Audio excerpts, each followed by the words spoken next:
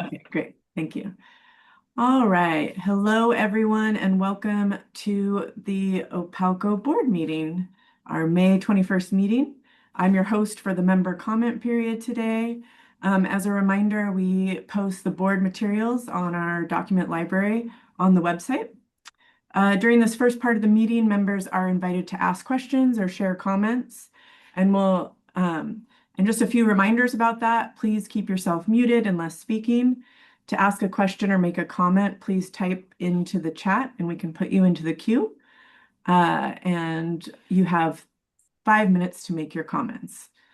A couple of quick updates. Our election results are in, so we have two new board members, Laura Stern and Laura Daravinsky. So welcome to our board meeting today.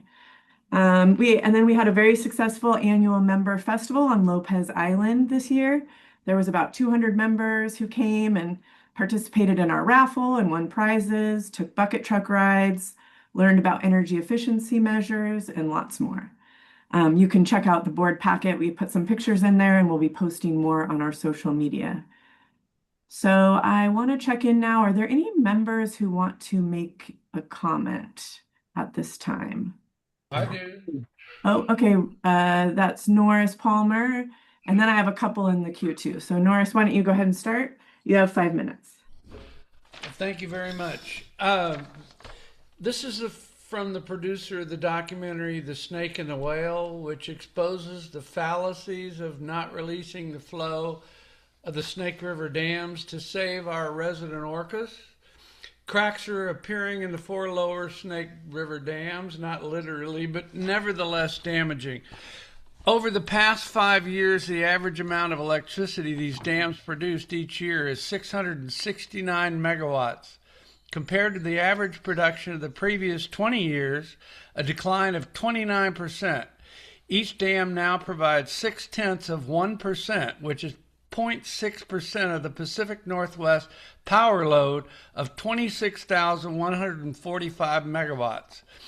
Bonneville Power Administration's 20 to 26, 28 wholesale price for electricity it sells to public utility districts is $40 a megawatt hour. Over the past 15 years, the cost of utility scale solar energy has plummeted 85%. Solar power purchase agreements in the West now provide power for around $24 a megawatt hour. The average cost of utility scale battery storage has fallen an equal amount. Hybrid installations match solar with battery backup, negating the argument that solar energy cannot provide firm power. BPA owns 75% of the Pacific Northwest transmission capacity. Bonneville has limited the growth of solar energy by not allowing potential solar producers access to its transmission grid. Plans for new non-BPA transmission lines are now forming in Oregon and Washington. BPA's generation costs are rising, production falling, and a near monopoly on transmission is slipping away, and those cracks will widen. Thank you very much. Okay, thank you, Norris. Next, I have on the docket Rick Fant. Good morning, everybody. And first of all, congratulations to Laura Stern, a well-qualified candidate, even though I lost, but that's the way the world is.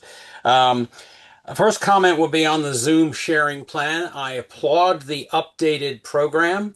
However, I still think it's restrictive and I still think it makes it hard for members to join on the Zoom. I don't understand why it is just not a published Zoom link. I get the whole idea of Zoom bombing and various people who want to interfere, but I think that is a small problem to solve, and you can solve it by using the waiting room concept to make sure that the people that are in fact trying to join can or are legitimate people. Again, I think the Zoom process, while improved, is still restrictive. The second thing is there was a discussion in the election process about a sustainability committee where members could join and not only be educated on the processes that Opalco is using for sustainability in detail and therefore update the community, but also guide and support. And I think Norris is one of the individuals that is trying to make a point about how sustainability is not being brought to the forefront, in my opinion. So I'm wondering if the board would consider creating a sustainability committee or subcommittee that is comprised for the most part of members. Clearly, board members can join, not too large, but to guide Opalco on what, how, and where it should be focused more on sustainability. Those are my comments. Thank you very much. Thank you, Rick. All right, Donnie, you're up and you have 5 minutes.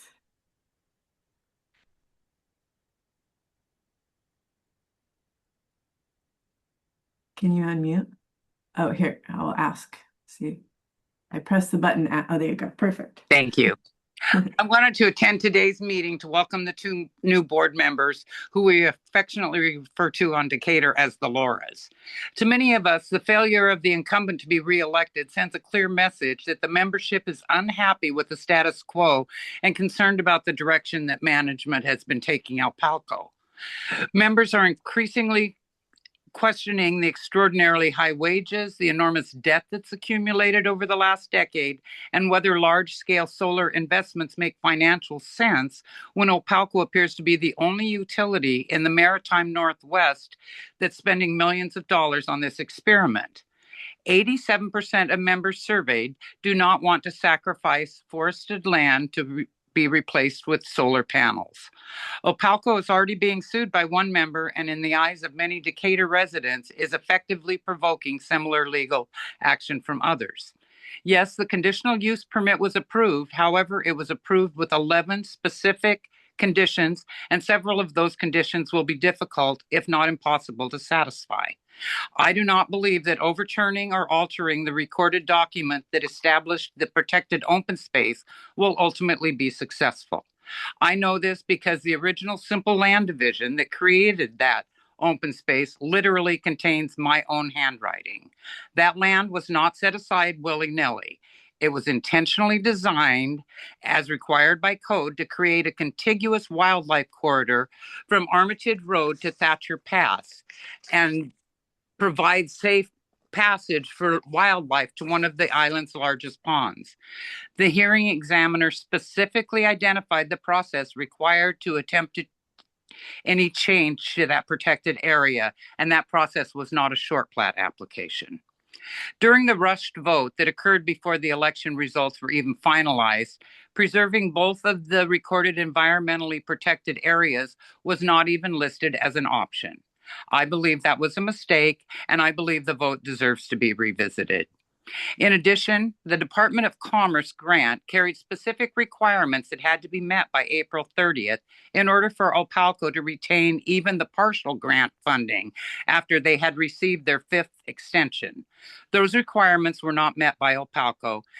Opalco still does not have approved permits, and representing to the Department of Commerce that those permits have been obtained would be a lie. Multiple public record requests have already been filed, and Commerce is expected to examine these issues during its audit in September. Beyond the permitting and legal concern, there's also the basic practical question. How does it make environmental or economic sense to cut down a forest in order to install solar panels that will sit at the feet of 60-foot high trees? Given the ill will fostered by this project, I can assure you that neighboring property owners will not be allowing additional tree cutting to improve solar exposure. During the original pilot solar installation on Decatur, management had to seek county permission to clear cut approximately 90 feet of public land just to allow the panels enough sunlight to produce a meager amount of power. That option does not exist this time. And speaking of sunlight, the existing panels on Decatur have been cleaned a total of 1 time since they were installed in 2018. On Decatur, we have no paved roads on the island, and the panels are heavily coated with dust and pollen as we enter the longest day of the year. It feels deeply disrespectful to push for industrial scale solar development in the heart of our small island when the infrastructure already in place is not even being properly maintained. One more minute. Thank you for listening, and I suspect we'll continue this conversation. All right. Thank you, Donnie. All right, John Pierre, you're up next. Hello, good morning, everybody. My name is John Pierre Van Dongen. I'm an Orcas Island resident, PALCO member, and board president of the Friends of San Juans. Firstly, as an APALCO member, I'd like to thank you, the board, and particularly to congratulate and thank Laura Derevensky and Laura Stern for stepping up and representing our communities in leadership on APALCO. And I thank you very much and look forward to working with you. Secondly, as board president of the Friends of San Juans, I wish to say that the Friends wants to continue working with APALCO and the county to work respectfully, collaboratively, and to represent the environmental aspect of the decisions that you as a team and we as our advocacy group need to make to come out with a resilient, sustainable community. That entails a healthy environment. We have been working in the past for those new board members with Forster and the team on areas such as land use, the docket request of land use to update the old outdated codes that we currently have. And we look forward to working into the future with you as a team, with the county as well, and have a seat at that table. APALCO has an amazing technical team, the engineering, fiscal team. Friends has an equally amazing environmental advocacy team. And it is important for us as a group to work together, to listen to our communities, to protect the environment that we have. A long-term sustainable environment and community is not going to happen unless we work together. So we look forward to doing that into the future. And I thank you again for your leadership, look forward to partnering with you, and look forward to working at the same table. Thank you very much. All right, thank you. Is there anyone else who would like to make a comment at this time? No one else has chatted yet, but you could raise your hand or put its comment in the chat. Just give you another second to make sure.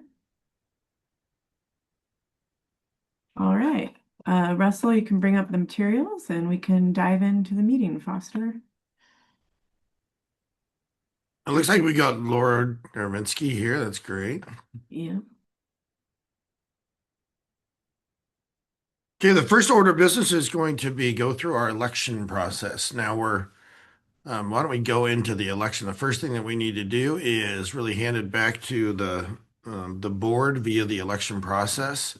We've outlined what our goals are, with Vince actually retiring, not being ousted from his seat. Thanks for being here, Vince. We're going to start with the board president, and then we're going to roll to the vice president and secretary treasurer. The process is going to go through within the chat. I think that we can use Travis as our CPA accountant to be collecting the tally from the individual board members only. So if you could do me a favor and set up Travis in your chat. So all you got to do is send him your vote. And then the officers, if you want to kind of hand it over to the board members to discuss if anyone has an interest in being the president, we'll start with that one and then send your votes to Travis. I'd like to make a nomination if I could. I've been highly impressed with the work that the discussions I've had with Tom Osterman. This has been a very difficult time for him, but he has also exhibited quite a bit of forward-thinking leadership in my discussions, and I'd like to nominate him as one of the candidates for board president, if I could. Tom, are you willing to do that? Absolutely. Thank you, Mark. Mm-hmm. I will note that one of our new board members, Laura, is a little bit uncomfortable voting. I would like to have Joel Paisner respond to the chat.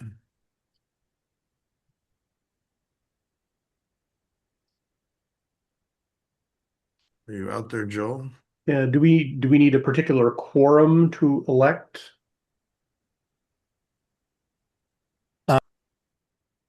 There's Joel.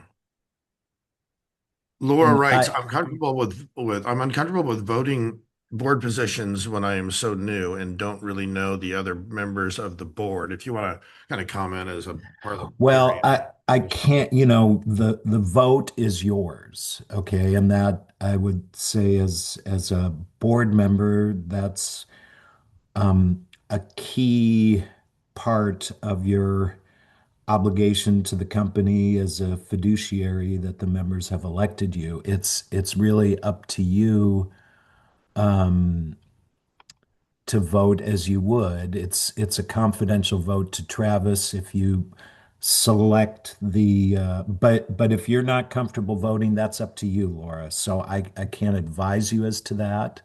I'll just provide general advice to all the directors that it's your own vote and you can't delegate it to anybody else. As a fiduciary of the utility and the company and the members, that's your role in all of this. Yes, but doesn't it make more sense to have had at least one board meeting with all the new board members so that the new board members are at least familiar with the views and so on that are expressed by other members of the board before we're required to choose someone who's going to lead for the next year? Joel, It seems, yeah. I'm it going to seems let the like board, this is a board conversation, not with council. I mean, I can provide advice, but I think this is really for you all to consider. Right. Well, what I'm thinking is that perhaps we should have our executive session before having a vote.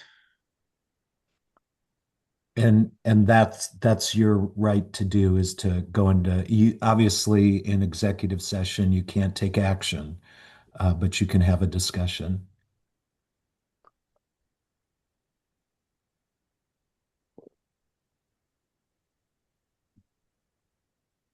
I don't So see, at this point, I'm sorry, I'll just say, the vice chair is Jerry, and I think we actually need someone to chair this discussion, Jerry, till we get to a right. final election. Can I just make a note, Laura? What you say makes sense. We are operating within the bylaws, and I understand that what you say makes a lot of sense. That might be a bylaw change that we could pursue to change that in the future, but the bylaws as written today, I am looking at them right now, says specifically the officer shall be elected by ballot annually by and from the board of directors at the first meeting of the board of directors held after each annual meeting of the members. And, So we are obligated by our bylaws to do an officer election today. and and Mark, I'm sorry if I could just add on to that, just for some historical background, so everyone understands why it is this way. That originally the provision said, as you'll all recall, in the not so distant past, we used to meet on the ferry for a number of years. There would be an actual election on board the ferry boat. And at the end of that election, the board would gather on the rear of the ferry and elect a president, vice president, and secretary. And it was decided by the board at that time. It was a little rushed, and then COVID happened, and you stopped having ferry elections. So the board decided to change it to this, and Mark is right. There is to be a vote here, but if you all want to have a conversation in executive session before that vote happens, it's absolutely appropriate. Or not. I mean, you can have the vote and I'm willing to discuss it right now with everybody listening. I don't see that as a problem. There's nothing that requires that someone has to be there for a year. Someone could be the president, and a month later, they could say they're not going to do that anymore. Or they could be here for 11 years, like we've had recently. It's not required. So I don't, something we might want to look about that in the future. And some people have had conversations that maybe we don't want presidents to be here for very long times. Those are things we ought to talk about in the future, but I don't see any problem with someone who might not be here next year because they could leave tomorrow. If I could step in here as your vice president and running this meeting until such time as we have a new president voted, I think there's enough items for discussion here that we should go into executive session, particularly as we have two brand new board members here who are unfamiliar with the process and obviously unfamiliar with the other board members. So if we could head into executive session and keep you on board, Joel. I think we need a motion for that. Okay. Are there items on the agenda that we could handle with the members present before we go into executive session? The executive session, if it's going to result in the full board feeling comfortable voting, might take a while. I don't have a problem if that's what everybody wants to do, but it might be that there are some non-controversial pieces of business that we could do with the members present because they're likely not to come back if we have a long executive session. Is anyone have thoughts? Thank you. I agree with Thank that. you, Mark, for your words of wisdom here. Yeah, I'll entertain a. Oh, well, I guess we don't have to have a motion here to stay in open session, and we could just agree to have our discussion in executive session after this open session. Yeah, Laura Stern started to say something. Yeah, no, I agree that we should just add it to the other topics in the executive session. Okay.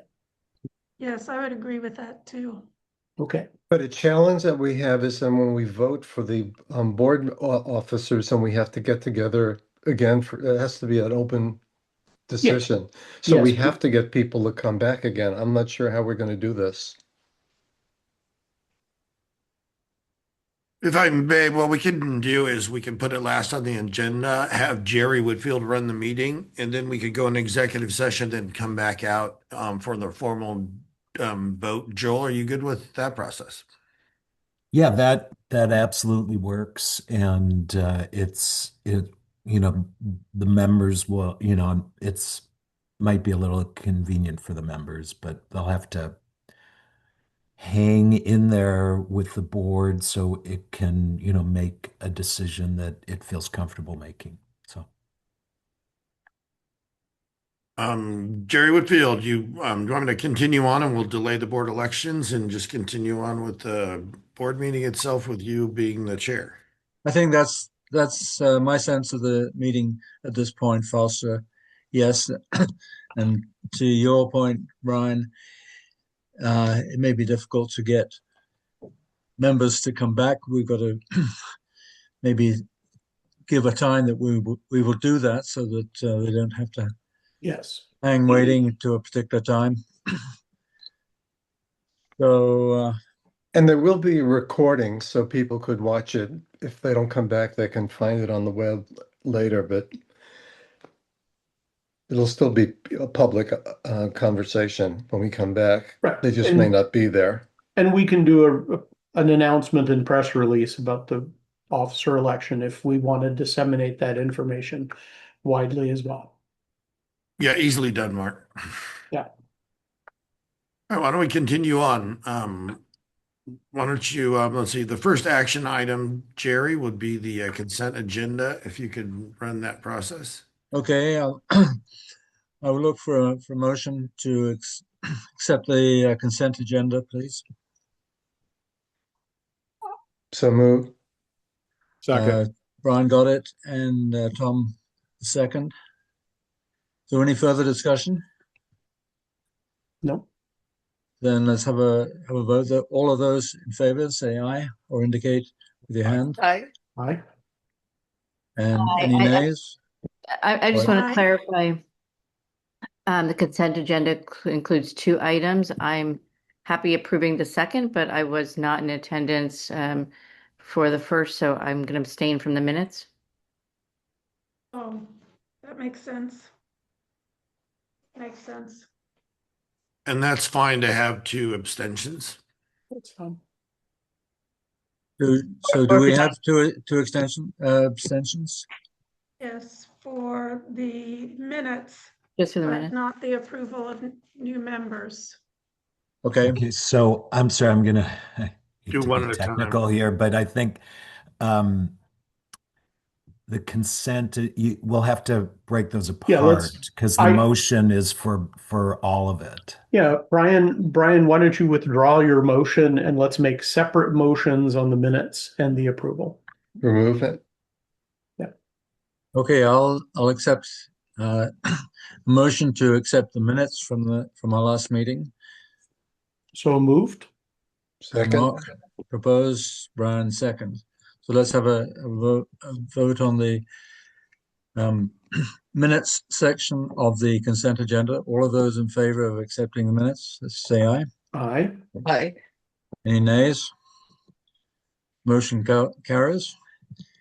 And now the second, we'll accept a second motion for the rest of the consent agenda. Approval of new members. I move that we approve. From Mark, and I second. seconded again by Brian. I think I saw his hand first. So all in favor of accepting the second part of the consent agenda, say aye. Aye. Aye. Any nays? And abstentions? Okay. Any abstentions? Okay. The abstentions were supposed to be for the. Oh, first I'm sorry, they were the first minutes. part. I didn't Yes. take that. Yeah, 2 abstentions on the minutes. right. Thank you.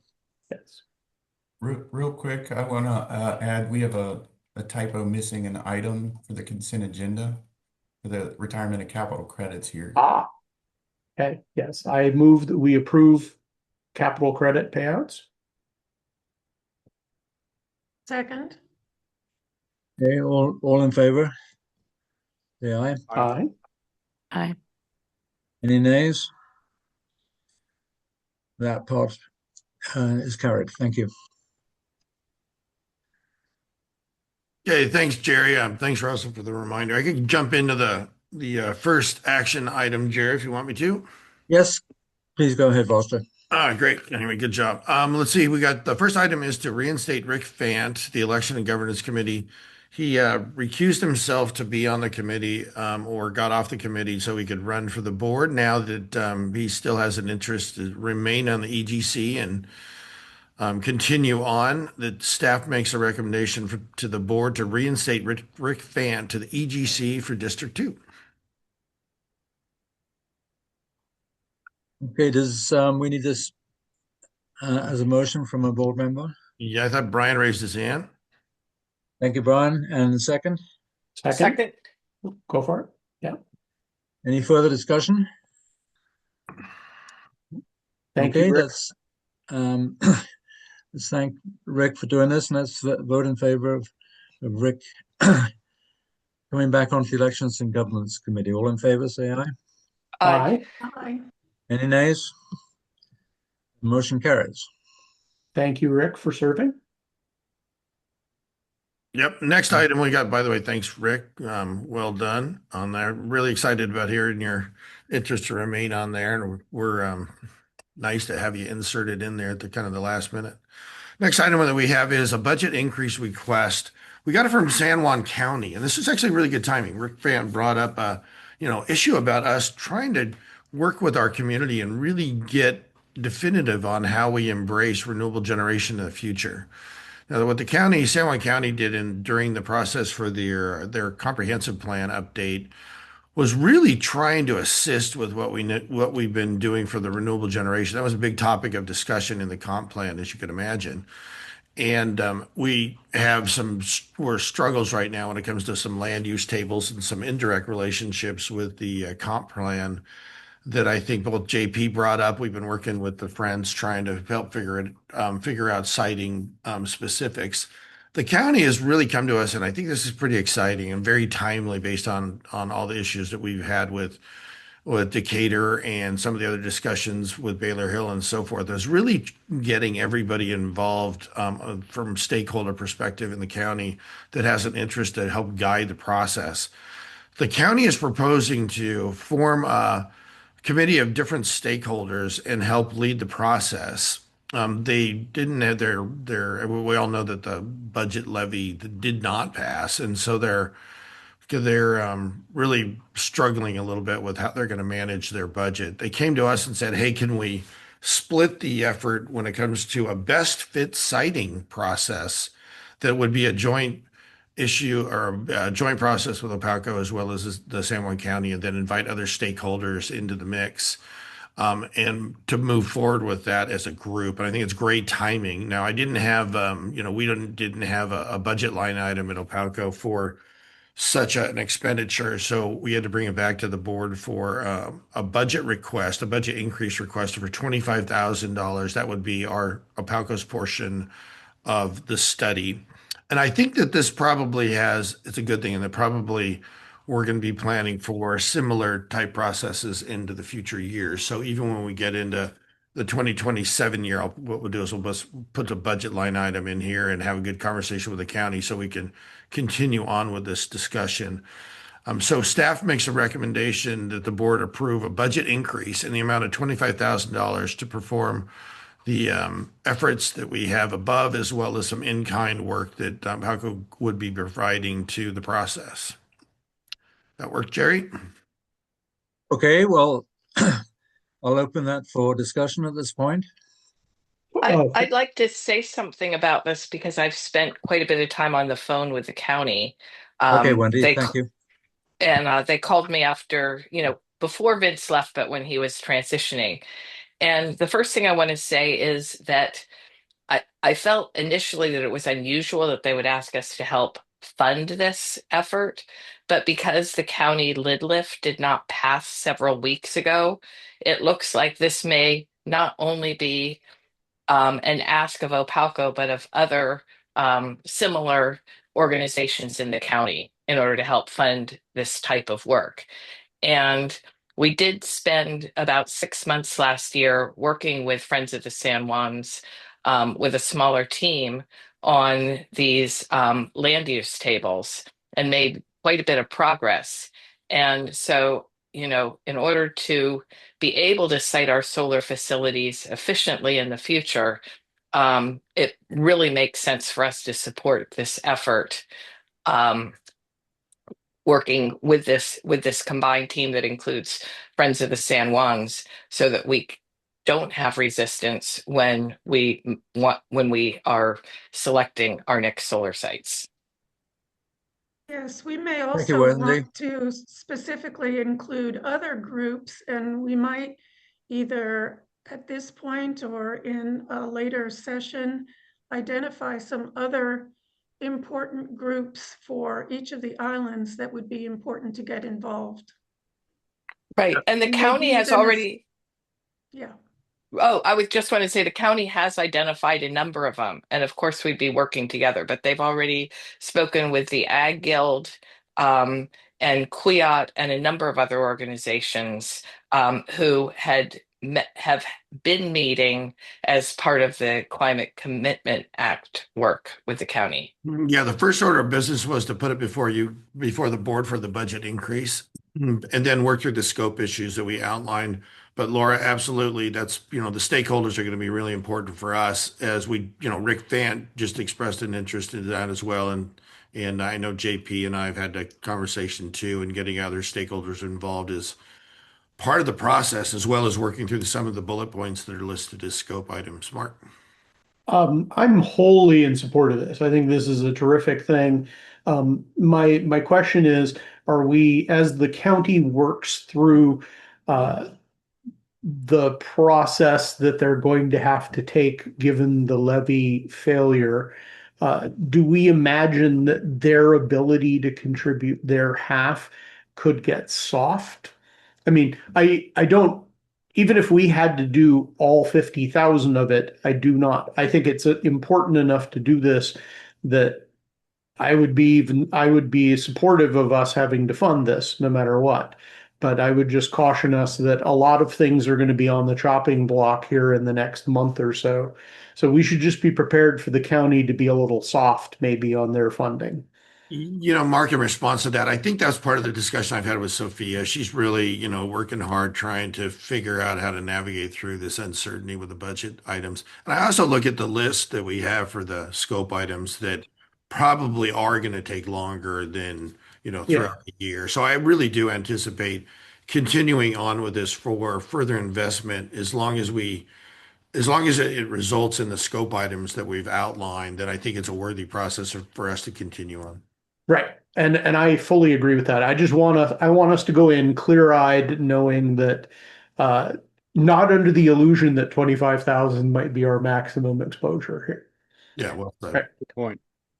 The other thing I think we should ask the question of here is who will be leading this group and the work that goes with it. Do we expect it'll be the county, or are we going to be co-hosts?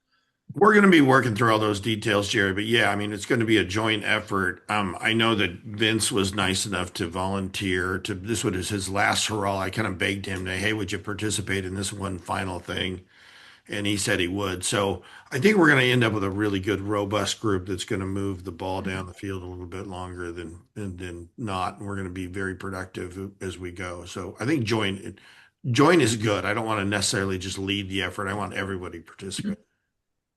So the motion we should look at today is really just whether we want to join this group or not. And none of the other details are to be voted on at this point. With regard to whether we're co-leaders or whether we can lead it.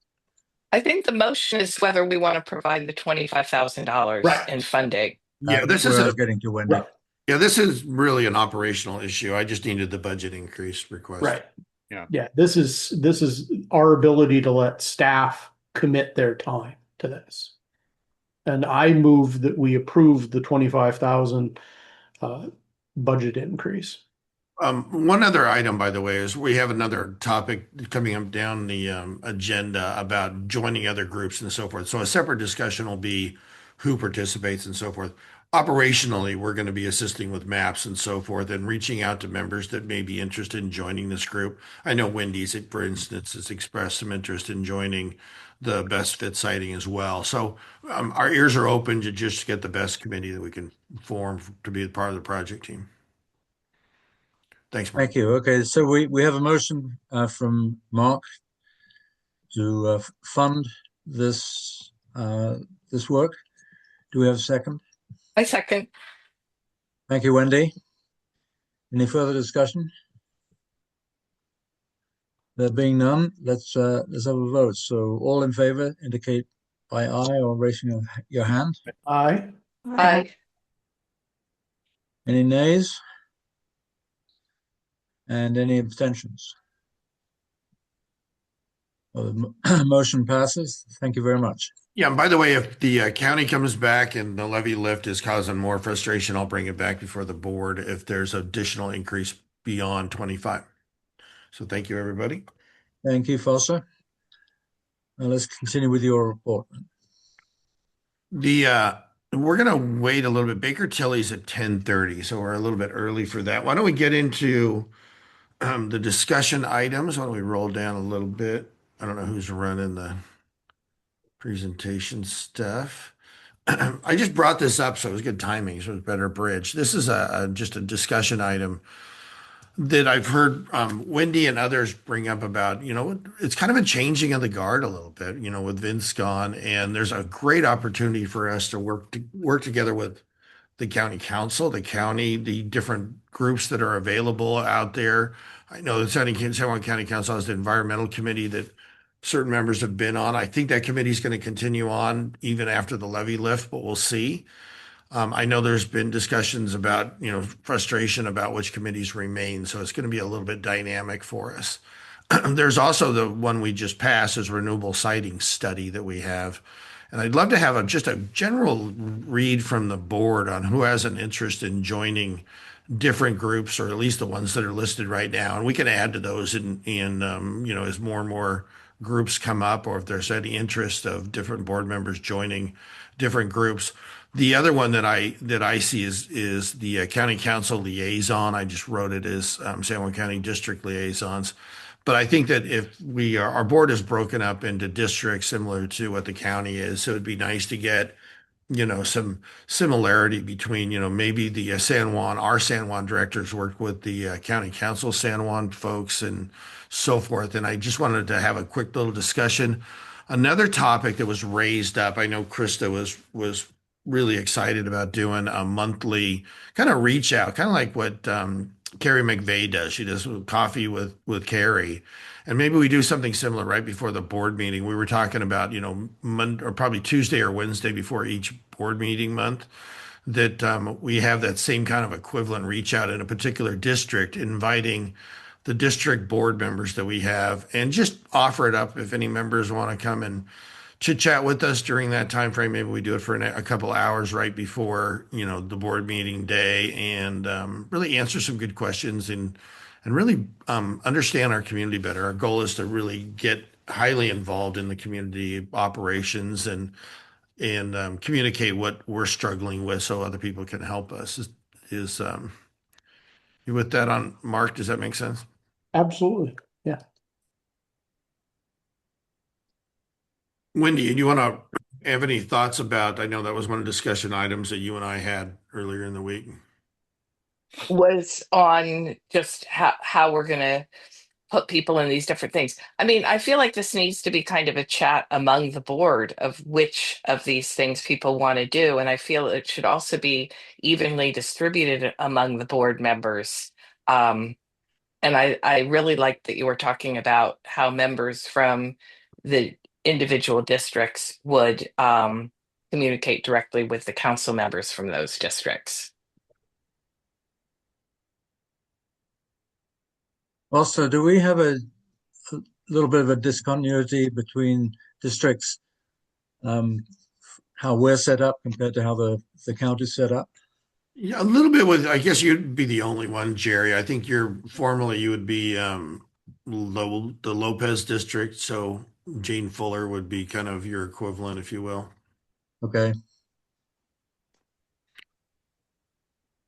And we could have this discussion, as we go forward with it. But what I was thinking was start off with with the chat groups for the Opalco leadership, invite the district in question. So if we have one over on San Juan, I would invite Mark and Laura to join in, and we meet at a location that's nice and comfortable and low key, and have informal discussions. Can I start off with that one for a second? I'd love to get a head nod, and we'll invite everybody. If you can make it, great. If you got something else going on, that's okay. I don't want to make it necessarily that you have to show up, but we're going to show up one way or another as staff and invite you. And I think that the members would love to hear from you guys even more than me. So that would be great. Mm-hmm. So you're suggesting in-person meetings here, Foster? I am. I think that I'm looking at the bottom one, the last bullet point. And I think that it would be nice to rove around the different islands. I could see something over on Shaw, for instance, Jerry, where we go and just have a check-in. We've done them periodically, and let's try to formalize those on a monthly basis and just rotate them around. The other things will play out as the renewable siting study and other scope of work gets referenced out there. So along with this, Foster, my recommendation for the monthly coffee and chat is that we consider going to the outer islands and not just the ferry served islands. Like when we're doing projects like on Blakely with the with the Rock Island projects, that still kind of falls under our purview. And I also think going to Decatur and these other islands, it's important that we don't just always do ferry served islands. Fair enough. I like it. Agreed. And I would be more than happy to participate in a monthly coffee and chat. I would suggest that this not start at the end of June, which is when everybody's starting to think about going places.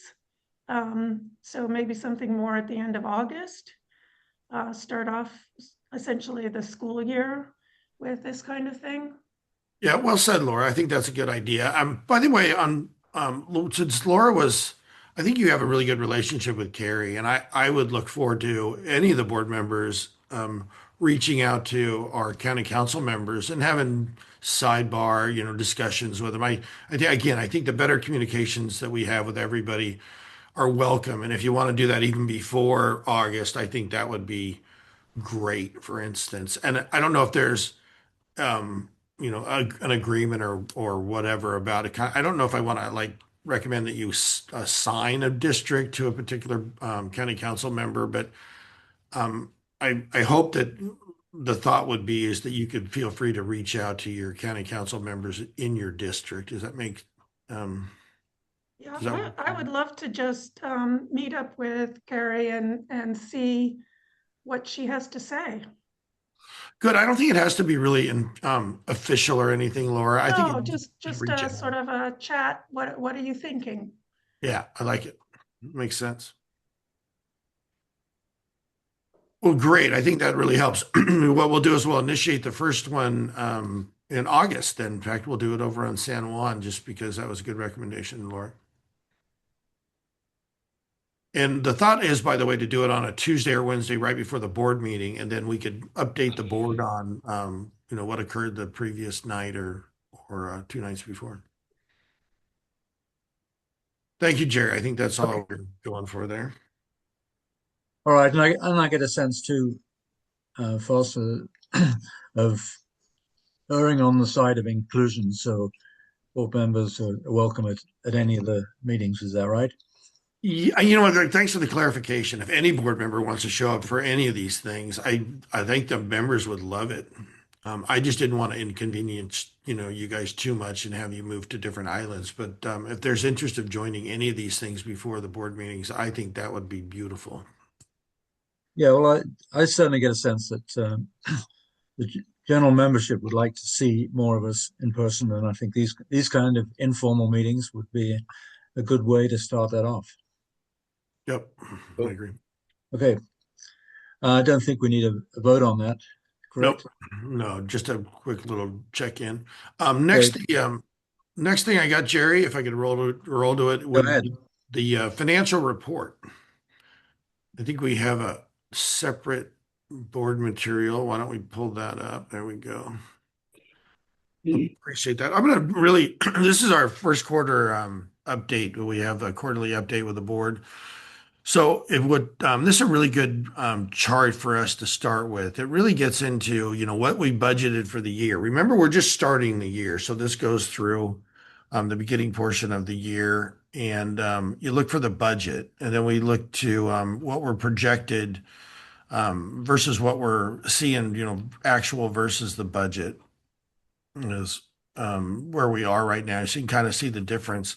There's a little bit of revenue shortfall that we're starting to experience right now. We all knew that there was going to be a weather event after we came up with the budget items, and we're seeing a little bit of that. There we go. So I can see it a little bit more. So you can see the revenue, there's a little bit of a shortfall of the 416 from revenue. The cost purchase power, when it gets warmer, we usually buy a little bit less power. So we're seeing a little bit of an offset that goes along with that. So you see that it's from a first quarter perspective, it's a little low, but not alarming or anything. I think that when you look at the first quarter, it's a good read because the first 2 months that we have of every year are always going to be the colder period of, the first 2 months, January, February, are cold. And we make a lot of revenue during that time frame. And we make that revenue so we can pay off the cost. Now, the rest of the summertime, you don't have a lot of revenue being generated during that time. The you really want to make sure that we can navigate through the summertime without anything really alarming, because we have to either make up any imbalance difference in the last 2 months that get cold again or not. So we really gauge it. I think we're in a pretty good situation, even though we're a little bit less from a revenue perspective, but it ends up pretty darn good at the end of the day. We end up with a decent margin, which is, 288 less, which is fine.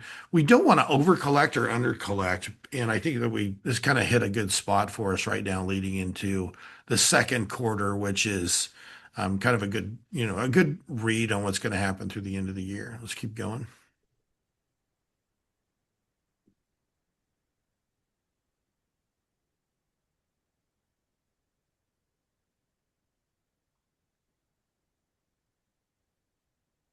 This is kind of a more detailed version of what we have from the budget period. So when we look at what's going on from a KWH perspective on what the numbers are looking like, so you can see, I hope everyone really realizes the volume of kilowatt hours that we actually use as a community. The numbers are between 200 and 240 million kilowatt hours that we use. Those numbers are staggering.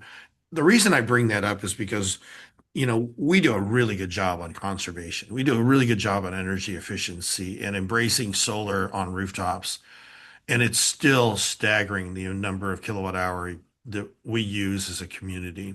And you kind of see it there on the orders of magnitude. So you see the difference in the first quarter budget versus actual, or down similar numbers to what we just went through. And then our cost of power is a little bit lower as well. And so now we're looking at, a margin that for just isolating. The first chart was looking at projections through the end of the year. This chart really shows you just the first quarter, and it compares the two. Foster? So, yeah. Foster, since we have two new board members, the energy charge adjustment may not be obvious to everyone.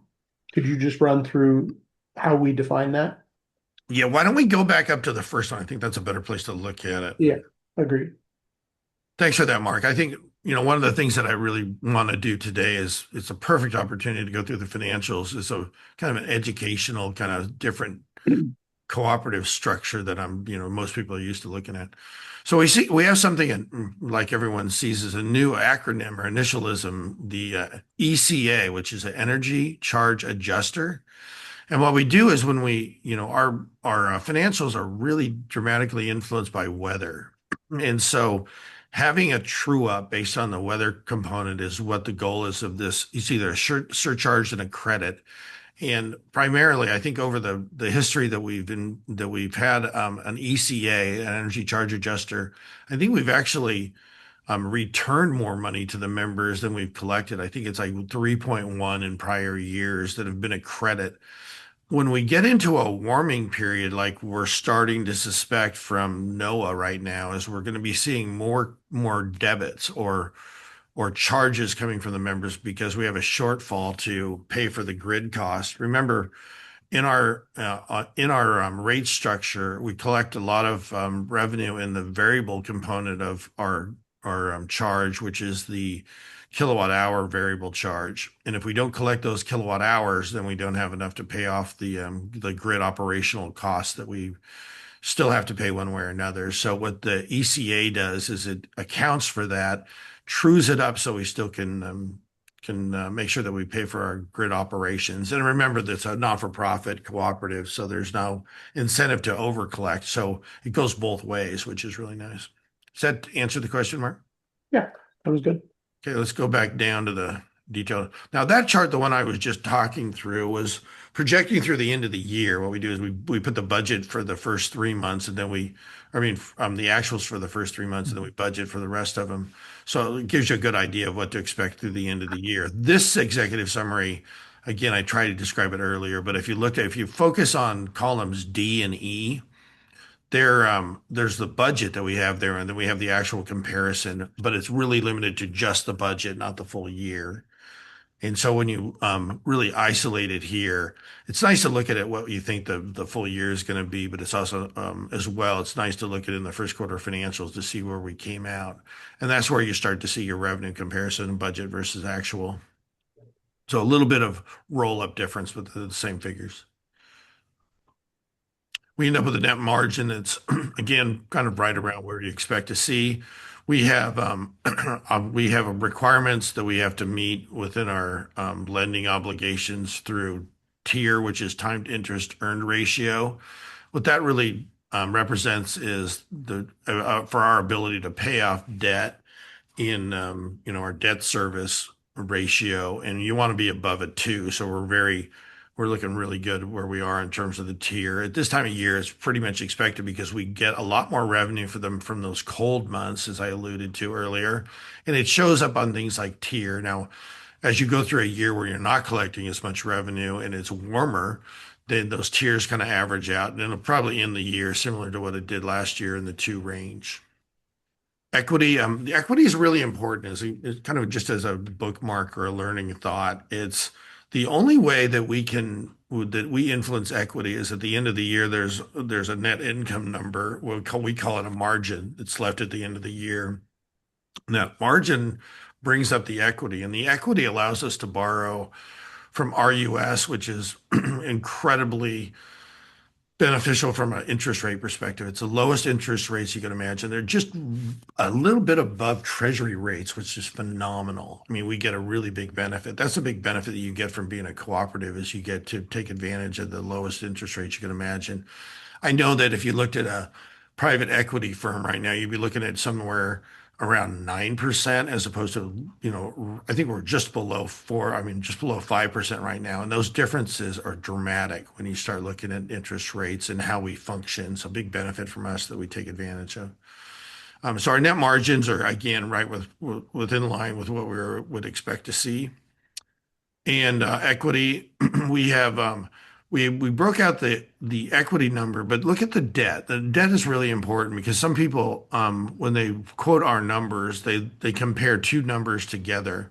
We have 2 debt numbers. We have a capital debt number of the almost 77 million number, and then we have a number right below it, which is the 22,878.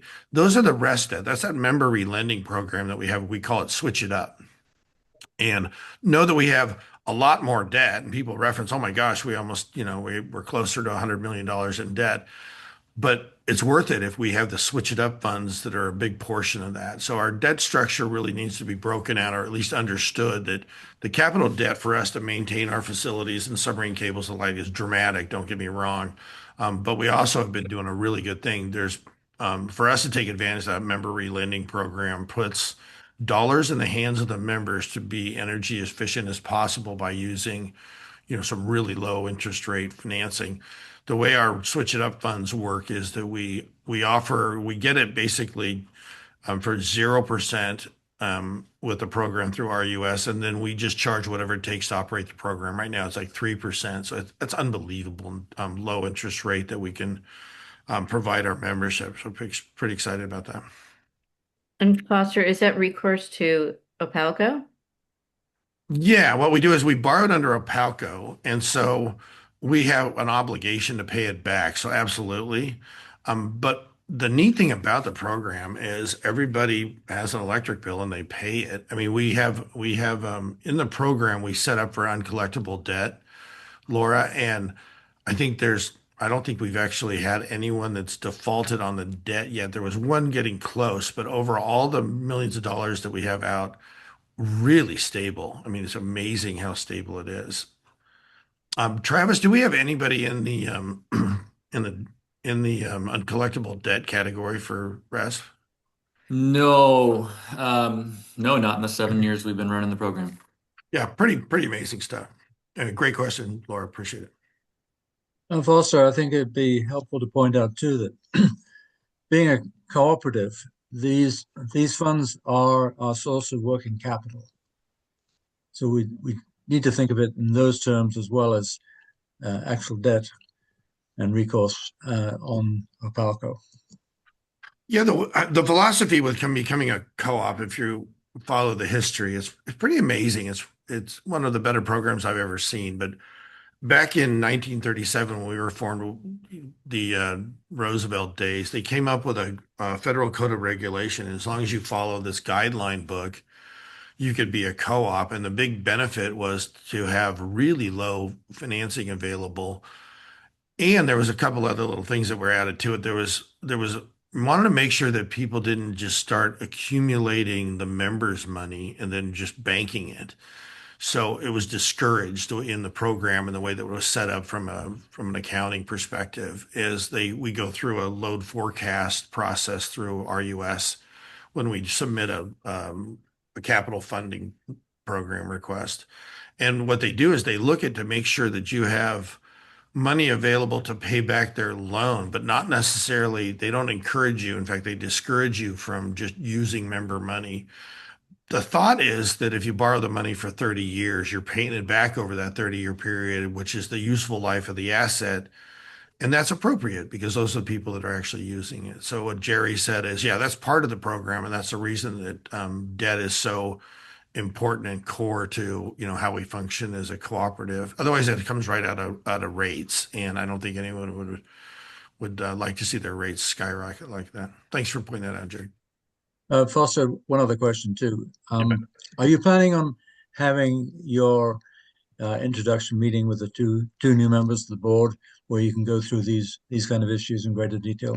Yeah, we did. It was a really good discussion. We had it earlier in Tuesday. We had it with Joel and participated in it. And I think there's going to be it's like the fire hose, kind of thing where you need to do some follow-up questions. And I anticipate or have many follow-up questions that are generated from days like today.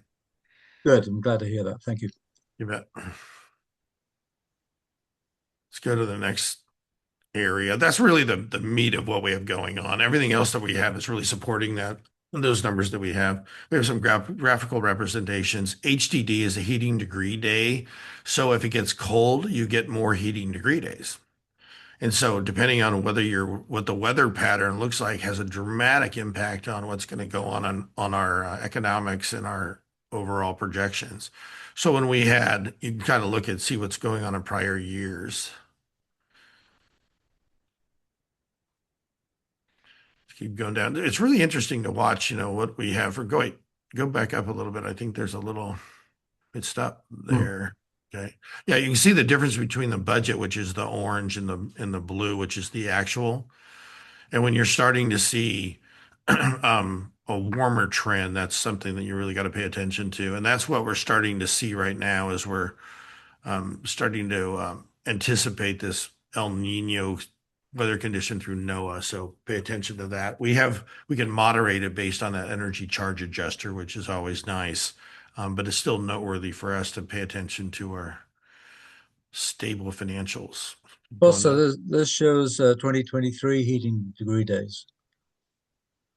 There's 2023, 24, 25, and 26. Oh, I'm sorry. My screen only covers that one. Thank you.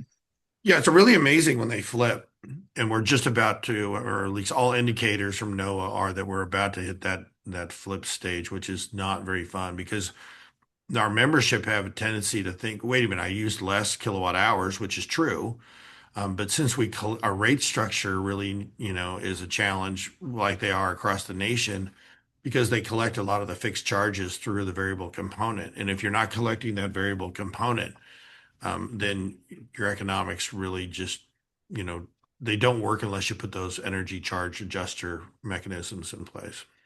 Right. It's really important for our system because that has to be there whether it's hot or cold. Right. We have to pay for them. Yeah, thanks, Brian. By the way, any other observations you have about the weather is really important for everybody to be on the same page because it's so dramatic.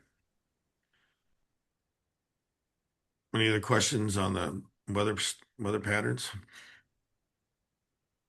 Here's our revenue. Again, we're tracking just fine when it comes to, we were a little bit short at the beginning portion of the year.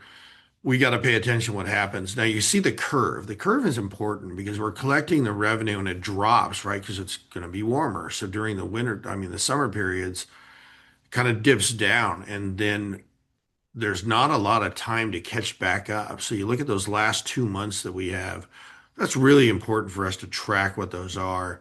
And as we do, if we need to make up any ground, and you only have those 2 months to do it in. So that's why, having that adjuster in there is really good. Now it sounds like, okay, you got to cover because you have an energy cost adjuster.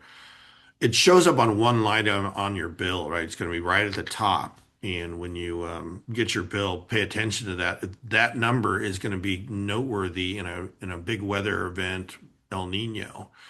And people are going to look at that number as being very meaningful and bigger in some cases than the rest of their bill. And I think that's where the questions are going to be created from, is the magnitude of that number. So stay tuned on that as we go through the year. These are just a break out a couple really influential things. I mean, what I always do is I look at our budget, and it's, a third of it is labor, and we have a union contract in place, and make sure that we follow all those provisions. A third of our expense profile is power. It's going to be dictated on the mainland, Bonneville Power Administration, if there's any other resources that we take advantage of, but the third of that is power. And then the other third is really the debt. For the most part, it's been the debt we've accumulated over time, with a little bit of expense stuff for annual meetings, but there's not a lot of discretionary expenses that go along the way. And if you kind of detail them out like this one chart does, you can kind of see that we do a pretty darn good job managing the operations here, trying not to over collect or under collect for our co-op members.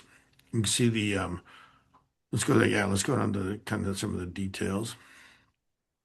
So these are just line items, or at the beginning of the year, but you're going to actually see as we go, after Q1, you'll start to see a budget and an actual.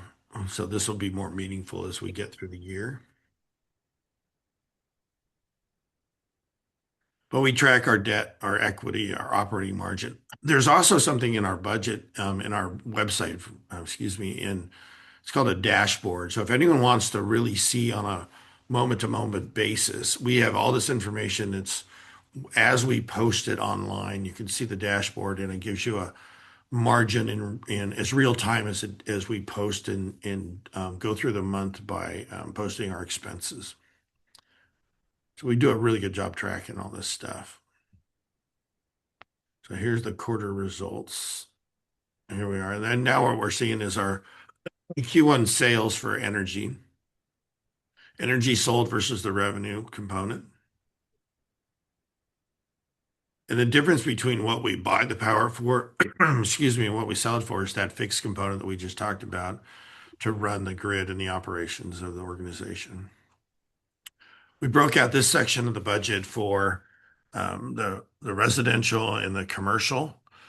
Since the pandemic, we've seen dramatic decreases in what's going to go on in the commercial. So it'll be interesting to see whether that comes up. Along it, we've seen with our Rock Island, we've seen more and more people come out here, work from home. So we're seeing a lot more residential focus than we've ever seen in prior years. And that's noteworthy just when you go through rate structures to know how we collect our revenue. Go through some of these things are all the same that we have for operational cost. If you want to get into notable drivers, this is a good area if everyone's curious on what's up with this particular number. What we did is we break out our individual line items that are meaningful with a little story, a little comment over to the right on the rationale for the difference in the variances. So we take the budget A, column B is the actual, then the variance, and then we talk about whether it's meaningful or not and what's the cause of it. In the first quarter, you don't see a lot of dramatic changes from it, more just preparing for the year. We start to see more things in the construction world and new services and so forth through the summer. So that notable drivers become more meaningful. Let's keep going.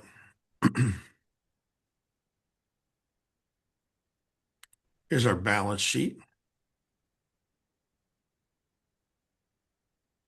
Utility plan. So we have our balance sheet over the periods and our investments. I mean, really stable. I think you want to add Travis on the asset portion of the balance sheet, or? No, it's pretty standard. That line 19 deferred charges, that's probably important to note. That's our switch it up receivable, is what that dollar is. Otherwise, it's It's pretty standard stuff. You see the investment in associated organization, Rock Island, going down as that, they make a profit. That negative investment sort of gets closer to break even there. Yeah, so from a balance sheet perspective, let me touch on those. So 9, thanks for bringing this up, Travis. So what's highlighted there goes down every time we start making money, which we are now. We're net income positive. That overall accumulated loss is actually reduced, if that nomenclature makes sense. And then the other note for deferred charges, like that you pointed that out, Travis. Those are, remember, you borrow or switch it up funds and you pay it back on your power bill. Most of the measures that we have that people take advantage of are for a duration of 10 years. What you see is on your power bill, you're going to, for 10 years, you're going to see, like on mine, I got ductless heat pumps, and then I pay that back on a monthly basis on my power bill. And so this is the full obligation that gets reduced over my 10-year duration as an example. So thanks for bringing that out, Travis. Let's go on the other side on the balance sheet. Anything you want to point out here?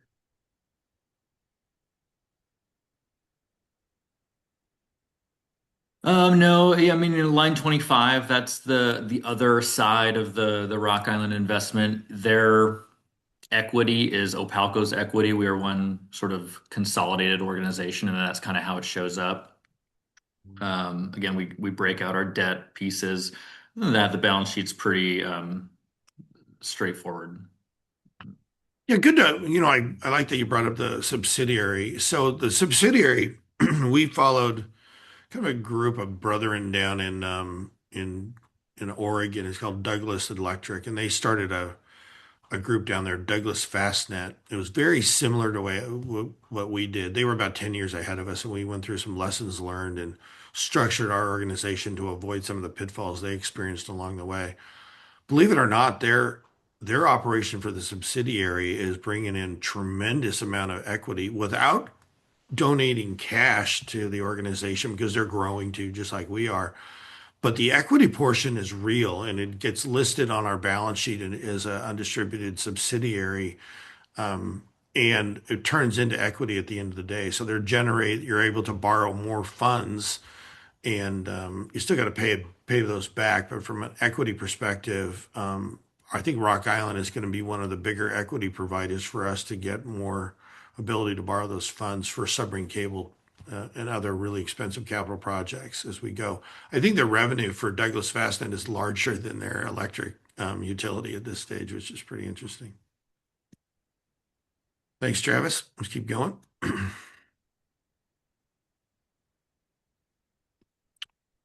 Here's our cash flow statement. So everything's good on the cash flow front. Anything that you want to point out here, Travis? No, just that this is sort of the standard GAAP version that you'll see in the audited financial statements as well. It really just reflects changes in balance sheet accounts and kind of tracks investments that we're making in plant. It's sort of all that similar information, just kind of in a different form. Yeah, go to the next one. You'll see like a little abbreviated version. We call this the non-GAAP one, just if you really want to track, what's going on with operations from a cash flow perspective. A lot of co-ops that before Travis and I were really diving into the details here didn't pay enough attention to cash flow. And you got to have your cash flow. It's one thing to be on a cruel set of books, but unless you track it and make sure that we have the cash availability, it's really crucial. So we do both. We actually look at your GAAP accounting, but we're also using a non-GAAP approach that just gives some high-level numbers so we know that we're still within reason where we need to be from a cash flow perspective. Keep going down. And then capital projects. I know that we get into the detail of our individual capital projects. Now, the form that you're looking at is a 740C form. It's one of our RUS forms that we're required to fill out. So I apologize for the weirdness of it. If you're looking at a typical, utility capital project list, it wouldn't be in this format. But since we're providing it to RUS and this is what they require, we use the same form so we could track with them on a one-to-one basis. But you can see what the projects that we have that are listed in their categories, and then we have their actual on what their cost and then how we're tracking them. And you can see some comments that go along with it. We do, we're a little dynamic here. If it turns out that we don't get a permit for one particular project, then we'll roll those efforts into another project somewhere else. So we have a little bit of flexibility that goes along with it. And I think Russell and engineering and operations team do a really good job utilizing our workforce prudently and adjust accordingly depending on what what our system demands or what we uncover during the year. Anything you want to point out, Russell?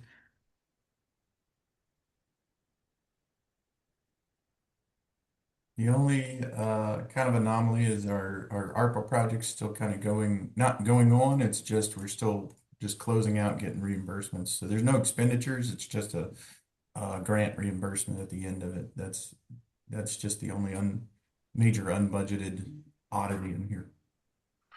Yeah, a little bit of closeout with ARPA. We also got a new BEAD grant funding, which has been a big win. That was 16.5 million from the BEAD side. So that's going to be more under Rock Island. The ARPA funds we got actually through Opalco, and then we hired Rock Island to perform those services. So it's nice to have to be a co-op that we can benefit from those as well as help our membership with the internet stuff.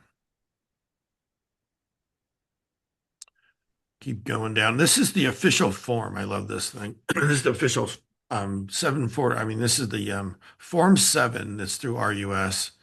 And it's a great form. I went through, I tell people periodically when I first started with the organization, I went back to the early days and I tracked all the Form 7s that went back to 1937. And the form did not change that much. It's really pretty close to where it was. I don't think the federal government changes much either. But it's fun to watch, these things adjust. And, when we got our first submarine cable here from Bonneville, the economics were really dramatic. I mean, it must have been really a kind of an interesting period because you got a submarine cable, you want to distribute all those electrons throughout the 20 islands we serve, but you don't have the submarine cable. So we actually had to put in a tremendous amount of debt in place through RUS to get all those submarine cables connecting all the islands together. I got to tell you, we were so far, upside down financially that only a co-op can actually get that accomplished and survive because it's pretty impressive to what happened. And that's the way to look at the co-op and look at the way that we're organized is really for that reason is because we need to rely on the capital investment from the federal government when we have big, giant, submarine cable projects that are on, and the environmental conditions that we're faced with now are dramatically different than they were back then. So it's becoming more and more challenging for us just from an operational perspective to kind of maintain our grid with, even without considering the renewables going forward. Anyway, this is only the basic roll up. There's a good detail on the Form 7 for the year end numbers. If you're curious on seeing those, look in the March of every year. What we do is we close out the year and then March we present it to the board. So if you want to see a detailed breakout of the Form 7, there's some great little factoid information that rolls up from the Form 7. And with that, I think we're done. I think there's a balance sheet next, but it also shows you the number of services and line miles. Know that those things exist and they're ready available on our balance sheet reports that we have for actuals. And with that, I think we're done.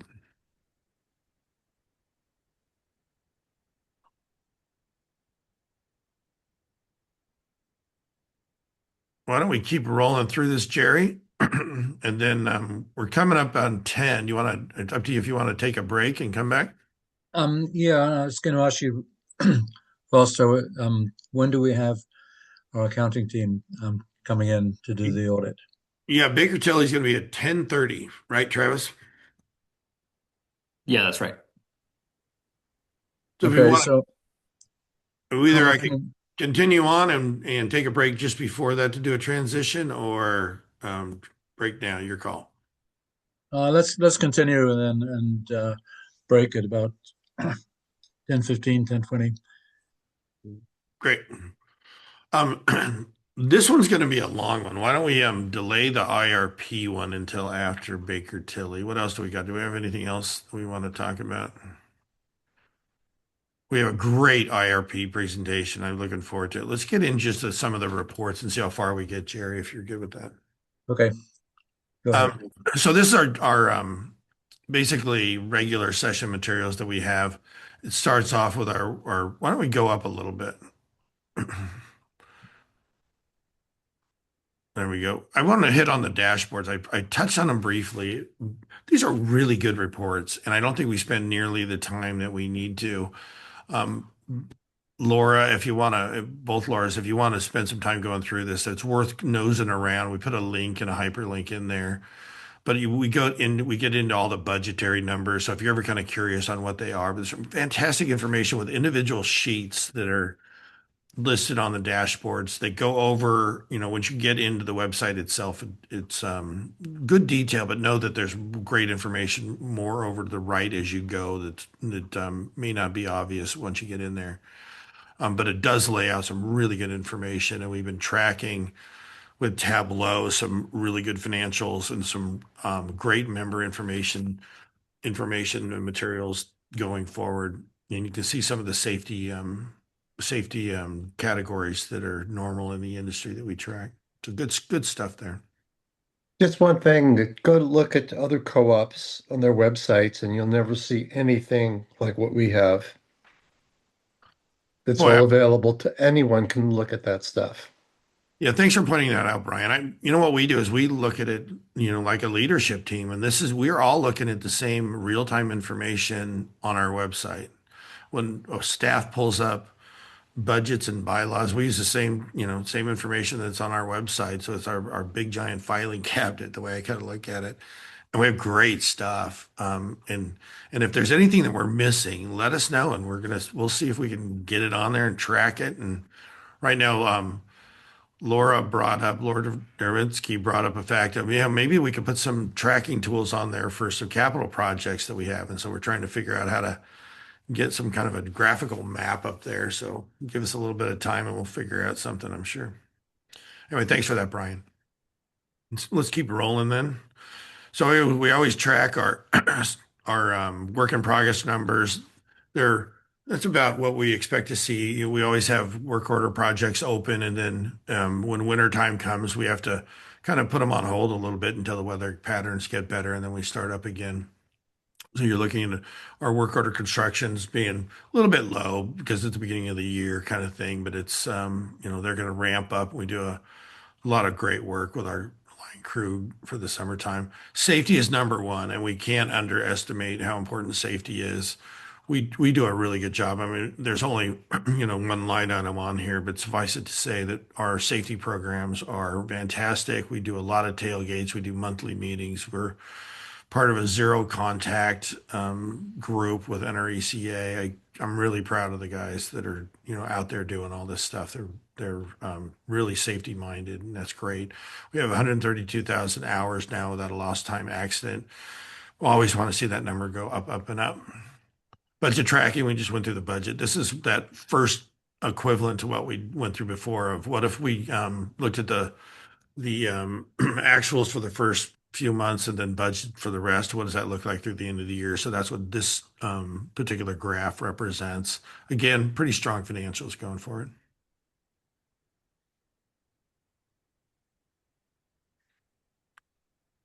Weather's always been such a big thing for us, right? So what we do is we do that ECA, that's an energy charge adjuster. So I can dive into that a little bit detail, but that's to collect those dollars that if, for weather changes that we're not really, budgeting for. We don't budget for weather. We just budget according to what, where we think the revenue is going to come in. We make the estimations for kilowatt hours based on the weather conditions expected, but boy, does weather change over time and really surprise us if we're not really on top of it. So we spend a lot of time tracking, heating degree days, NOAA, and making sure that we're, in that one graph, pay attention to that one. We don't want to be over collecting or under collecting. And you see how dramatically it's really cold. That's that graph that's blue. That's the La Nina condition, and then you'll see the one below it, the El Nino condition. We don't want either of those, quite frankly. We want to be right in the middle, not over collecting, not under collecting. And if we could stay on that yellow line, then we're much better off going forward. And then the weather forecast below, you can kind of see the NOAA information that's there. Normally, this is the first time I've really seen this. Normally, you would see, that red graph, a tremendous amount of blue, because there would be an El Nino condition, and some people in the NOAA world will estimate that there may be a cold snap. I don't think I've ever seen a 100% red all the way through that. Maybe there's a little tiny bit of blue at the very base of those chart bars, but that's really telling. That means it's going to be a really hot, the way it works is NOAA gets together with all their climate Scientology, members there, and they actually vote on what everyone predicts what their weather patterns are going to be. And for all of them to agree on this is what we're seeing, which is going to be dramatic. I mean, the last time we saw this kind of condition, there was, I think, Canada, lit up on fire, and we could barely breathe here in the county. Let's keep going down. Member services. So these are our energy assistance programs. We have Energy Assist. We have two.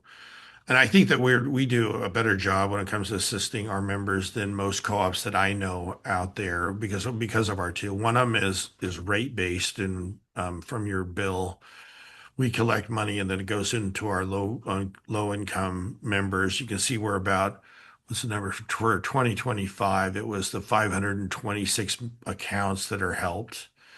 And then we have a separate program that's on a monthly basis. Then we have a separate program called PAL, and that was kind of a co-op model where we actually have weather seasons, and so we give some support at the beginning of a weather season when it gets cold. And the wards are typically, in the 100 to 250 range, really just for a one-time payment for getting into the cold periods of the year, where the the EAP is associated with all year round. And you see the numbers that go along with both of them. And I think that we're fortunate. We need to really be mindful of our community, and we do a really good job. Really proud of that. We also benefit from our state program, the LIHEAP, the Low Income Home Energy Assistance Program, is always really helpful. Energy savings, what we've done over the years, is really trying to help people become energy efficient along the way. We work with Bonneville really well, and we give some rebates back with getting your home envelopes very energy efficient related, and we get rebates that are paid back from Bonneville along the way.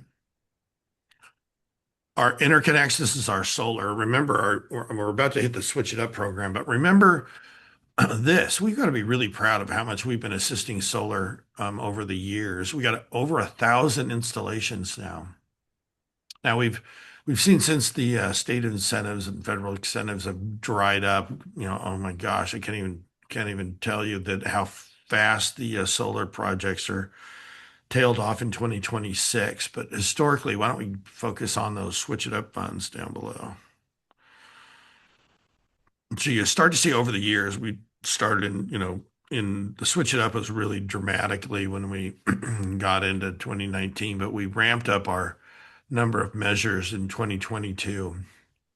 And you can see how much I always like to look at the ductless heat pump number.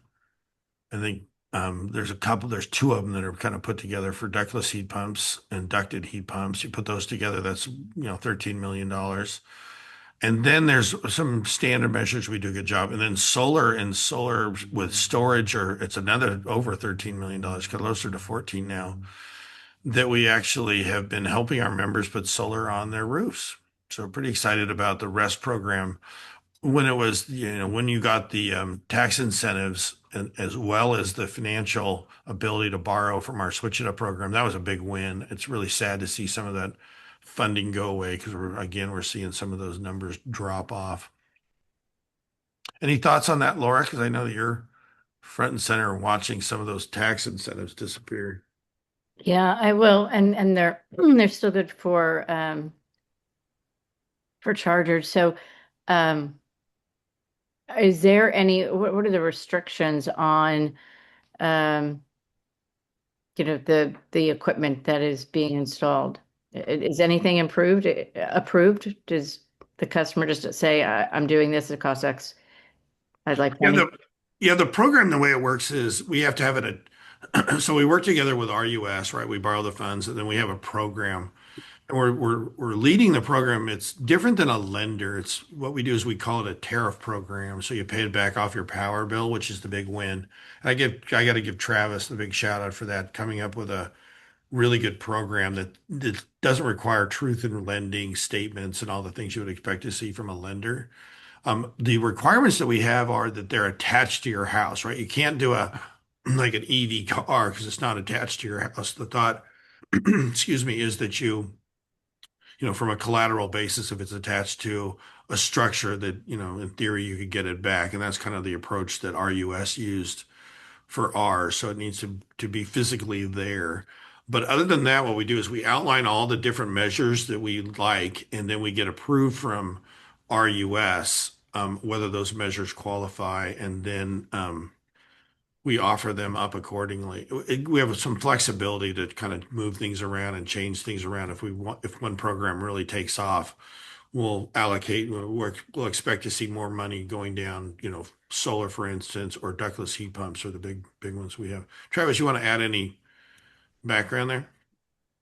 Yeah, I know you got it. I think the big difference with our program, I mean, a lot of the requirements come through USDA, RUS, so we, work closely with them. And yeah, just the legal structure of our program being an opt-in on-bill tariff versus a consumer loan has a huge benefit to being able to streamline the process and just keep everything really efficient for the members and ourselves.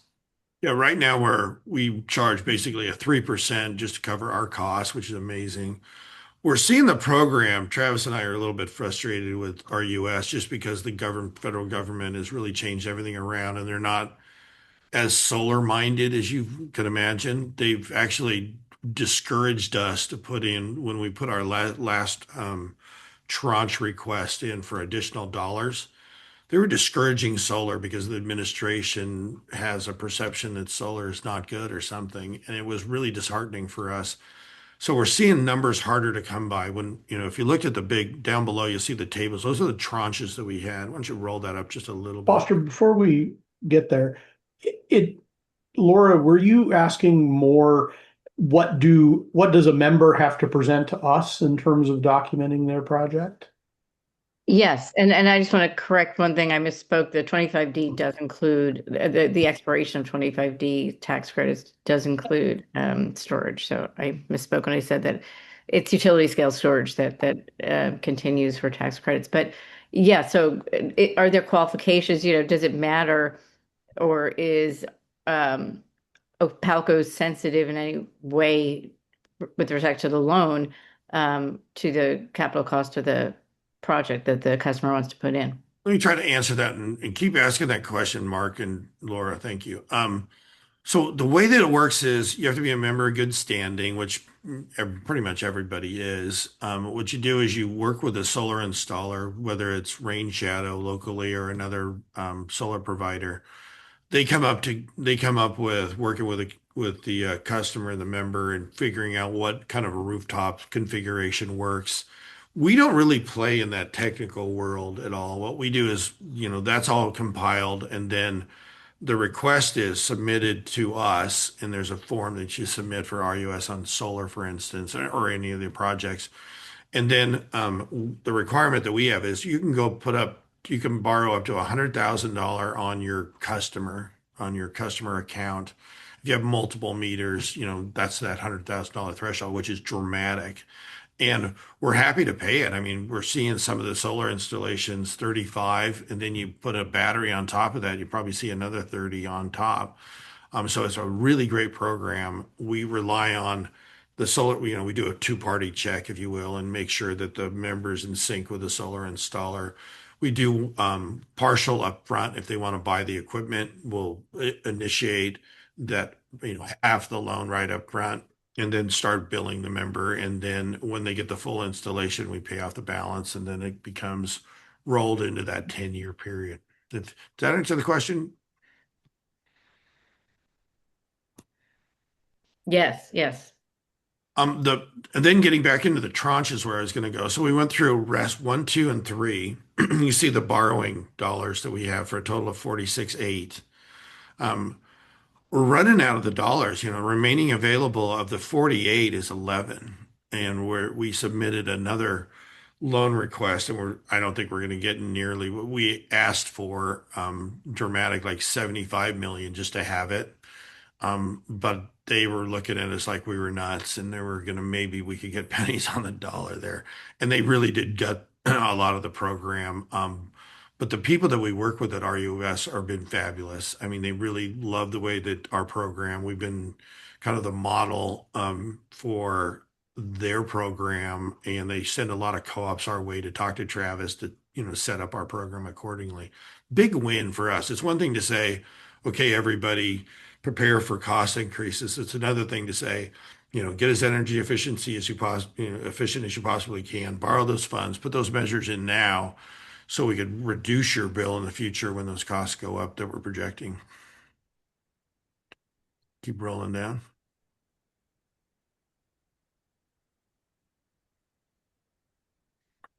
Member communications, Krista and Joe and Beth do a great job on all this stuff. I'm really excited about all the functions that Krista and Joe do. And going through our annual meeting was really fun, watching the kids. Everybody lit up at that, Lopez event, and I don't know if you guys saw some of the pictures of some of the members, some of them fairly old going up a bucket truck rides. It was so cute. It was, amazing. And then it's all about the kids and, bouncy house and all that stuff. So pretty good event. We put a couple little statistics on here for Rock Island, and we have over 7,000 internet services now, which is a big, big thing. Back in the day, I'm kind of looking around. It was like Jerry Whitfield and a little bit of Mark and Brian, and used to have to hold up a hanger in one of your hands to get an internet connection. So now we're doing really well on the subscribers. You can see the fiber and the wireless subscribers that we have, and then the revenue that goes with it. So I'm pretty excited about that. So watching them turn over to net income positive and then starting to generate more equity into Opalco has been wonderful to watch. And with that, I think that we could take our break now, Jerry, and then come back and get right into Baker Tilly at 10:30. Okay, I'm comfortable with that. So should we take a 15-minute break? And Yeah, we'll be back by the time Baker Tilly here. There you go. All right, so we'll see you all at 10:26. You guys, is everyone here? Do we need? Does everyone we here need? Do we need here, Travis? Yeah, let me take a look real quick. I can give a little tee up if you like, Jerry. Yeah, go ahead, Foster. So what we're going to do is so the board has responsibility to hire the general manager, the legal counsel, Joel, as well as the auditor. And every year they present to the board the financials. What we do is we close out the year, staff does. Then we go through a field audit with, in this instance, Baker Tilly. There's, I guess prior to that, there was a letter of commitment to the particular auditor selection that we provide to the board to make the decision who the auditor is. And then we close out the year. We do the field audit portion. And Baker Tilly, usually we do it in May is the report time. It really works out well for us because we have our board elections in the April, beginning of May. So by the time we hit our May board meeting, it's perfect to kind of educate ourselves in what we do and how we do it with Baker Tilly this year. They do the audit performance on both Opalco and Rock Island, which is really nice because it's a subsidiary, and they're able to answer questions that every once in a while a member will create in social media or ask the questions on separation of the two organizations. Remember, we have a we have the cooperative that's a nonprofit. We also have Rock Island that is a for-profit. We treat it like a co-op, quite frankly, in terms of in practice, but formally it's a for-profit organization. And the IRS does not think kindly at all when you start looking at taking, they don't want you to take advantage of the not-for-profit status and the for-profit. So we have to make sure we're very clear and delineate that. The reason for the separation, by the way, was we acquired the local ISP from a nice gentleman by the name of Mike Green, who started kind of the primary ISP in the area, which is the Internet Service Provider in the San Juan County area, and really have taken it from there and turned it into a really good partnership with T-Mobile and others, really trying to get the most comprehensive communication system that serves the islands for everything. We want to use it for wireless internet. We want to use it for cellular connections with emergency services and so forth, and having the ability to use those organizations, and then having Baker Tilly look at both of those organizations on how we book our individual line items is really helpful. So at this stage, I think, do we have Olga here, Travis? Yeah, we have Dan Roberts here, and Olga just joined. I'm just letting her in right now. Fantastic. And so what we do is we're going to go through something a little different this year, just because I really wanted to have we go through a presentation and then we have the audit report itself. The presentation, I want to make sure this is available for everybody to watch that's curious, because I'm really proud of the efforts that both organizations do and how we account for our books. When we first got Rock Island, in fact, we had 4 CPAs. We had 2 over on Opalco's side and another 2 over on Rock Island. So it was really important for us to set up the book of business properly between the 2 organizations. And I think that was really paid off well. So we can always answer those questions that are, are we treating everything the way we need to? So I've asked that Baker Tilly do a formal, presentation like they do every year. But let's have this in public session, and then we'll break into executive session, because as the normal process is, the auditor wants to have a discussion and answer any questions that the board may have in executive session. And then, we could come back and finish the rest of our meeting. So with that, Travis and Olga, thanks for joining us today, and your team. I'll hand it off to you to introduce your team and go through the presentation before we break into executive session. Okay. All right. Wonderful. Travis, just want to make sure you didn't have any introductory remarks before I get started. No, thank you, Olga. Go ahead. Okay, wonderful. Thank you.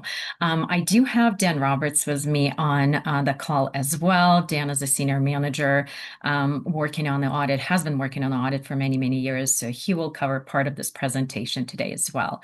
But we can get started. We completed the audit of the financial statements of Opalco and Rock Island and issued our report earlier this month. So today we have the results of our audit presented to you all.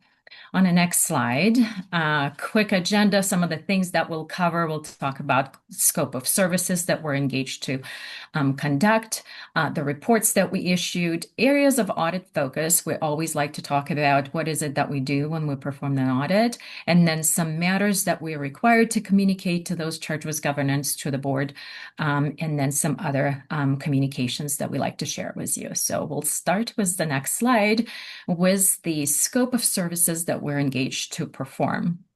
As an independent auditor of the organization, we are performing a financial audit of the consolidated financial statements of Orcas Power and Light and its subsidiary, Rock Island.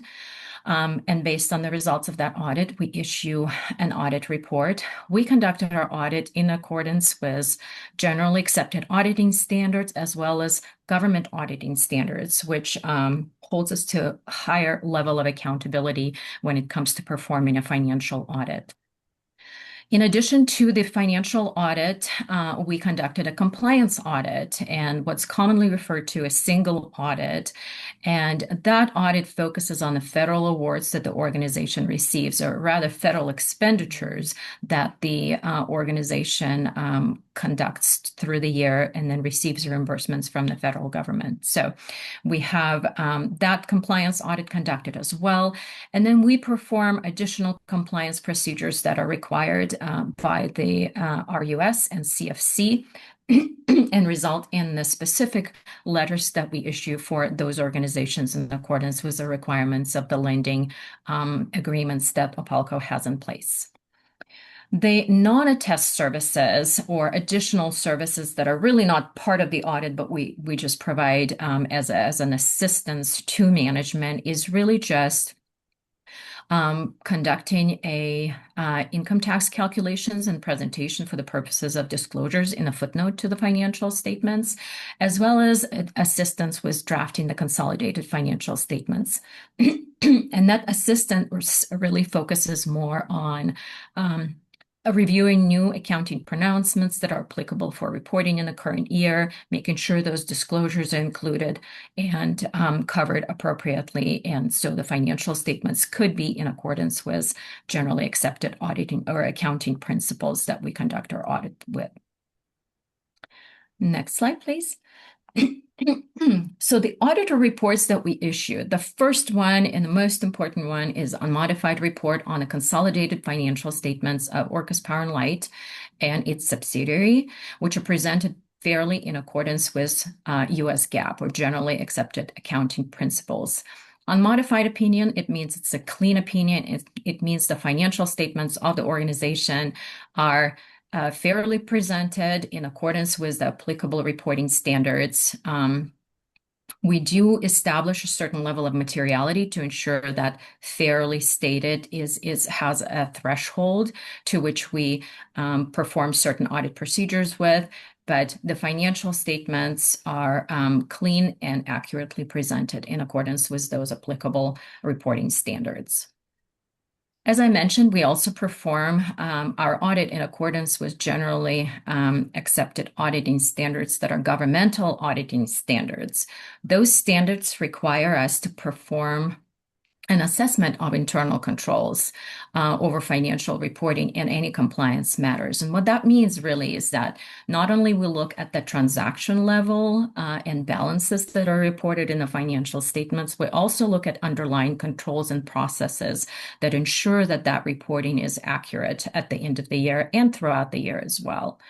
If we have any findings, such as significant deficiencies or material weaknesses that we identify in assessment of internal controls, we would include those in our report. And I'm pleased to report that we did not have any compliance findings included in the report, and we did not have any internal control findings noted in there as well. The third report we issued was Report on Compliance with Requirements over Federal Programs. It has a very long name to it, but at the end of the day, it's a clean opinion on the expenditures of federal awards that were received by the organization during the year. We do assess internal controls over specifically the administration of those grant awards from the federal government. And we also make sure that the expenditures are spent in accordance with the grant document or the grant agreement that they are provided with. So no control findings to report there, no compliance findings noted in that report as well. So all in all, clean reports. And then, as I mentioned, RUS and CFC require us to issue specific letters with specific representations in there based on the results of our audit to make sure that they could get comfort with respect to lending funds to the organization during the year. So all in all, clean report card on all of those items. So good reports. Going to the next slide, Dan will help me cover areas of audit emphasis or audit focus. There's a lot of things that we do during an audit, the financial audit, and I just wanted to give a little bit of a highlight to some of those areas. Dan?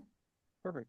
Well, thank you. And thank you for the time, everyone, today for this presentation as we report on the audit. So the next couple slides, we're going to kind of just focus and talk about the areas where we spend a great deal of our time in the audit.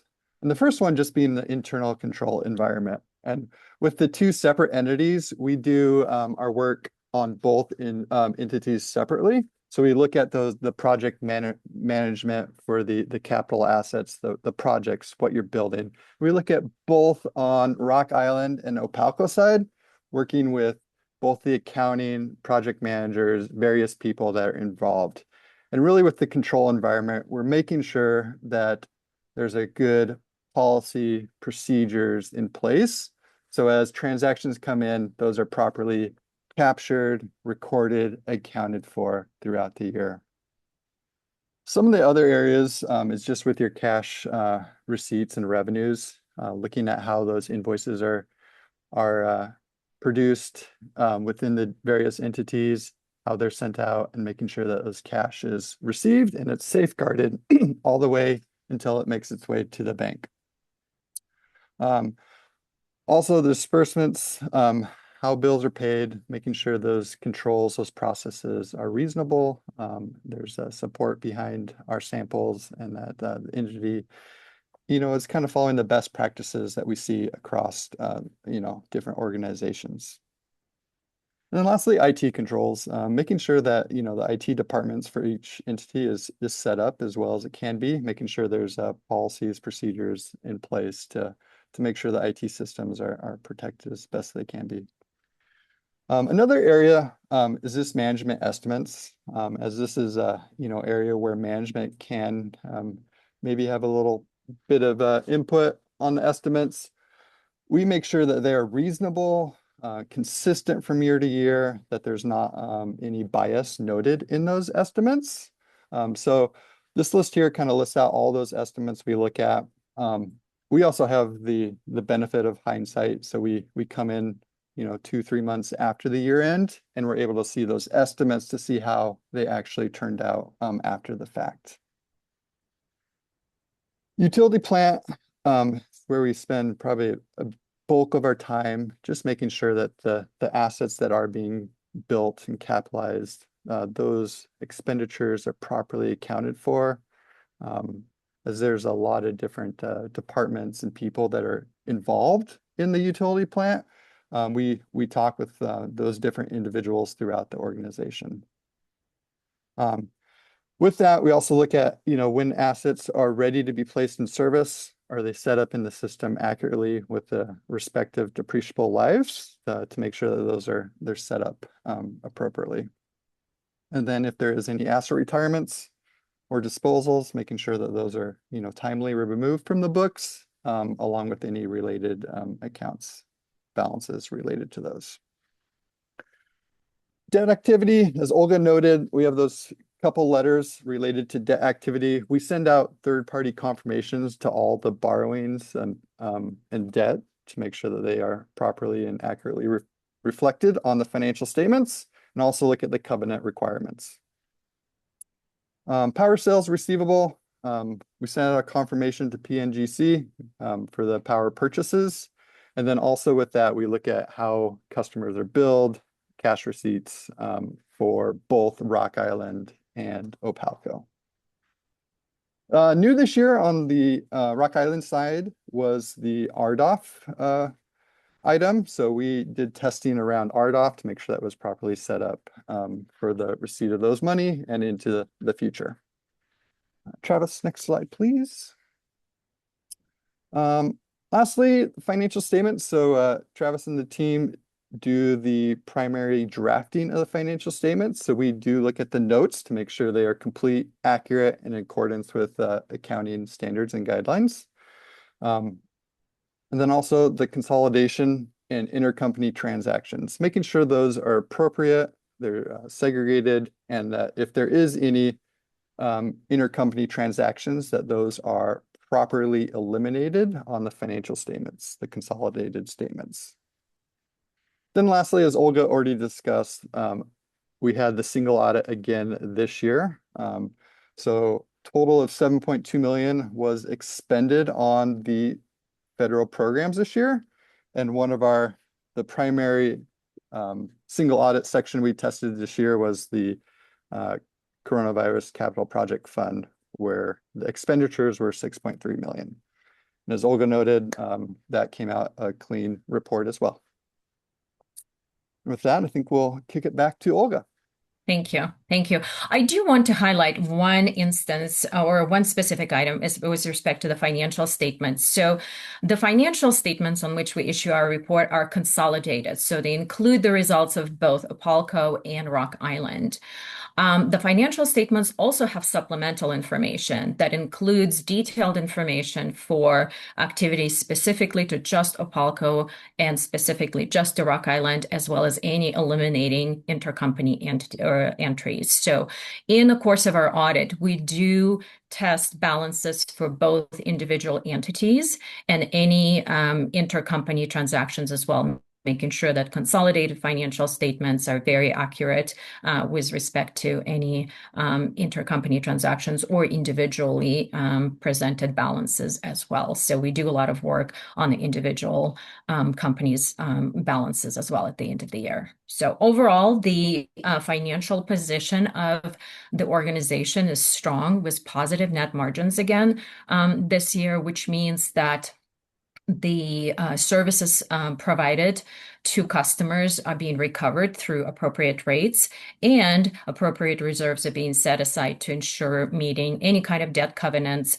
or any kind of emergency or capital funding needs that may come up in the future. Next slide.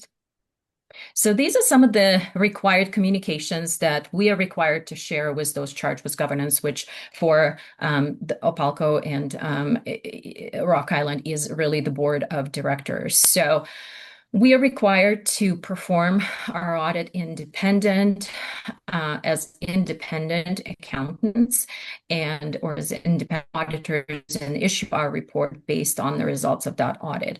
That means that management takes responsibility for the financial information that's presented in the financial statements, and they do take that responsibility seriously. They do make sure that information is presented to us accurate, and the internal controls behind those processes exist to ensure that the information is accurately presented, not only on the annual basis, but throughout the year as well as information is presented for the board to make their decisions.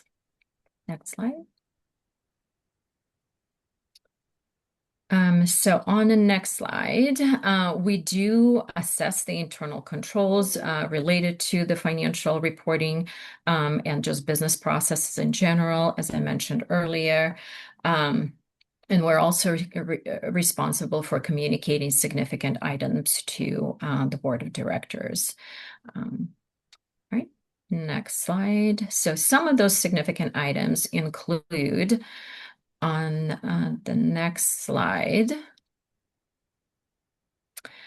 Significant accounting policies. Those are included in the footnotes to the financial statements. There are specific standards that they have to be presented in accordance with, making sure that they're consistent from year to year. This year, we didn't have any new significant accounting standards that were implemented, so the disclosures in the footnotes are very consistent from historic presentation that we had. One area that we do spend a lot of time auditing is management estimates, because that's not something that we can pick up a third-party invoice or a confirmation to test. We actually have to rely on management's knowledge about history of transactions, and other assumptions that they have to apply in determining those balances. So we evaluate those assumptions, making sure they're accurate and reasonable for reporting at the end of the year. The management's estimates in Apalco's financial statements are not unusual for utility or cooperative of this size. They relate to contingent items, any kind of exposure or risk, unbilled revenue for services delivered prior to the end of the year, but not billed to after the end of the year, depreciation lives of capital assets, any kind of allowance for credit losses on receivables and financing, and then just a discount rate for some of the lease liabilities and assumptions for valuation of tax positions. So nothing unusual. We did evaluate all of those management estimate items with no changes to the initial balances. No significant unusual transactions this year, just kind of more business as usual. Dan highlighted a couple of new items with respect to grant funds and revenue received by the organization, but nothing unusual or out of the ordinary that needs to be highlighted for you today. Next slide. All right.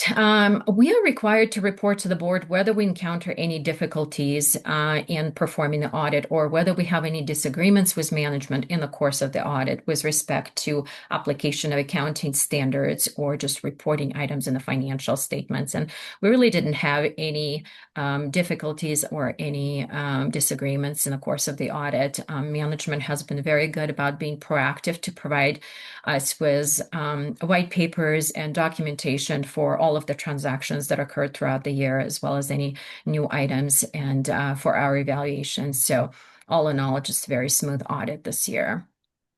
Next slide. We're required to report to you if there's any findings as a result of our audit, whether internal control findings or otherwise, or whether there's any additional items that are reported or highlighted in our auditor's report. And once again, negative on both of those items, which means there is nothing unusual to report there. Our report is standard, clean report on the financial statements. Next slide. No significant issues with respect to the audit items that we have been working through the audit on. As far as we know, management does not consult with any other auditors on any particular items or any other accountants on any particular items with respect to how transactions should be accounted for or reported in the financial statements. So really no concerns there from our perspective. Next slide highlights the recorded or unrecorded audit adjustments. So these would be items that we identify in the course of the audit that management needed to correct or that remain uncorrected at the end of the audit in the financial statements. And there's really nothing not corrected in the financial statements to report to you today. With respect to corrected misstatements, there were just a couple of things that more of a classification nature, not really errors necessarily, but just classifications between current portion and long-term portion, or balance sheet geography, if you will. So we did not consider those significant, but there were a couple of adjustments related to reclassifications for Rock Island. And with that, that completes my required acknowledgements and presentations with respect to the audit results. Just wanted to say a big thank you to the team at both Orcas Power and Light and Rock Island. Both organizations and teams have been very, very helpful and supportive throughout the audit, being providing information timely and sharing with us information as we requested. Just all in all, very collaborative process for the audit to help us get done on time. So all of the procedures were conducted in a timeline that we initially planned and executed with the timeline that we had expected. And at the end of the day, just very good, smooth audit. And we really appreciate everyone's help in that process. Thank you, Olga. And with that, I'll get back to you. By the way, and your team did a fantastic job, and it's a pleasure to work with you guys. The first thing I want to do before we get into executive session for the board is to wonder if the board has any follow-up questions of the auditor. I do. And I've got a couple of questions that are related, and we can take some of these discussions into executive session, but in the absence of an audit committee on the board, I'm wondering who Baker Tilly has used as the board representative to ask the standard questions that one would ask of an audit committee chair in terms of, being aware of fraud, all those standard questions. And then the second question is also in the absence of an audit committee, which is generally responsible for making sure that the control environment is adequate. I noticed that your scope of work did not include making sure the control environment was adequate. So I'd like you to address that and how we as a board fulfill our responsibilities to make sure that there are no deficiencies in the control environment. Thank you for that question. Okay, so with respect to, first, I want to just address the fact of the audit committee versus the board of directors. And, there's different forms of governance that exist with different cooperatives. It just depends on the size and the board composition and other things. Not every cooperative has a separate audit committee or a separate finance committee. So we do work with a lot of clients where the board really takes on that fiduciary responsibility for engaging and overseeing the services of the auditor.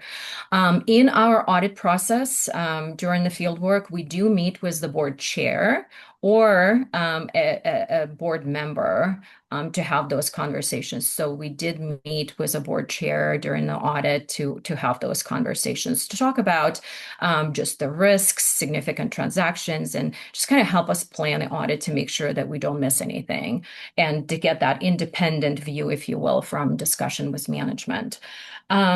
The second question, we did assess internal controls in the process of the audit. So we did look at internal controls processes, including financial reporting controls. In terms of financial statement oversight in general, from the board's perspective, we'll look at more oversight controls. Does the board review budget to actual? Does the board review regularly, interim financial statements, things like that? And those questions we also posed to the board chair when we had that conversation. So we did do significant amount of work on internal controls, on business cycles and overall financial reporting, and IT general computer controls as well. We just don't issue a report on those because that's not in the requirement of the auditing standard. Okay, Does and that that answer your question? Yeah, and that includes things like segregation of duties and all that. It does. It does. Yes. So, and as a result of our assessment of internal controls, we, as I mentioned earlier, we didn't have any significant deficiencies or material weaknesses that would be included in the official report on internal controls. Now, we often do have recommendations on internal controls or best practices, and those we shared with management, not in an official report, but sometimes verbally, sometimes in written, and we have those recommendations to management. Okay, thank you. Thank you, Laura and Olga. Any further questions from board members? There being none, I would like to state that we're very pleased to. Who's that? I actually did have a question. Oh, go ahead, because Laura. Thank you. You said, this is the other Laura, you said that you shared some recommendations with management. Did you also share them with the board in some form? We have not. No, we have not issued those with the board. We can, if the board, we can discuss those in the executive session if that's of interest to the board, but there's no formal report for those recommendations. So, but we can certainly highlight those. I think, just for the sake of Laura, that's what the purpose of the executive session is, to discuss any other questions that come up that are not in the official audit report as required. A management letter is normal in all audit reports, and we always disclose those to the board, and board has access to those. So that'll be discussed when we get an executive session. Observation that I would have along with Olga is like when we're part of PNGC and that board is like 25 members, then audit committees, we do have one because there's so many members. We've gone back and forth a little bit with OPALCO over the years because we have 7, and having different audit committees. We've had committees, in the past, and I think that there's some validity to doing that. And I think the board needs to consider that going forward. But having 7 board members, what we've seen in the past is you review it with an audit committee, and then the rest of the board is curious as well. And so, so you ended up doing it twice.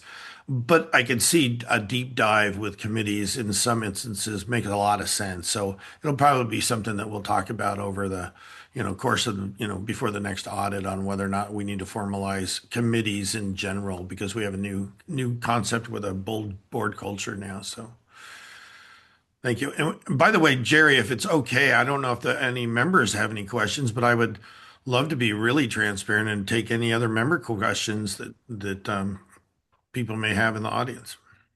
Yeah, and if you want to enter it into the chat or you want to raise your hand, we can bring those comments forward. So. Okay, And with let's hold for a few minutes while we see if there are any questions or comments that want to be presented by members that are out there on this call.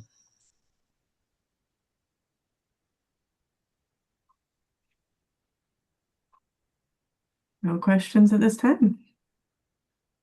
Okay, there being none, I would like to say that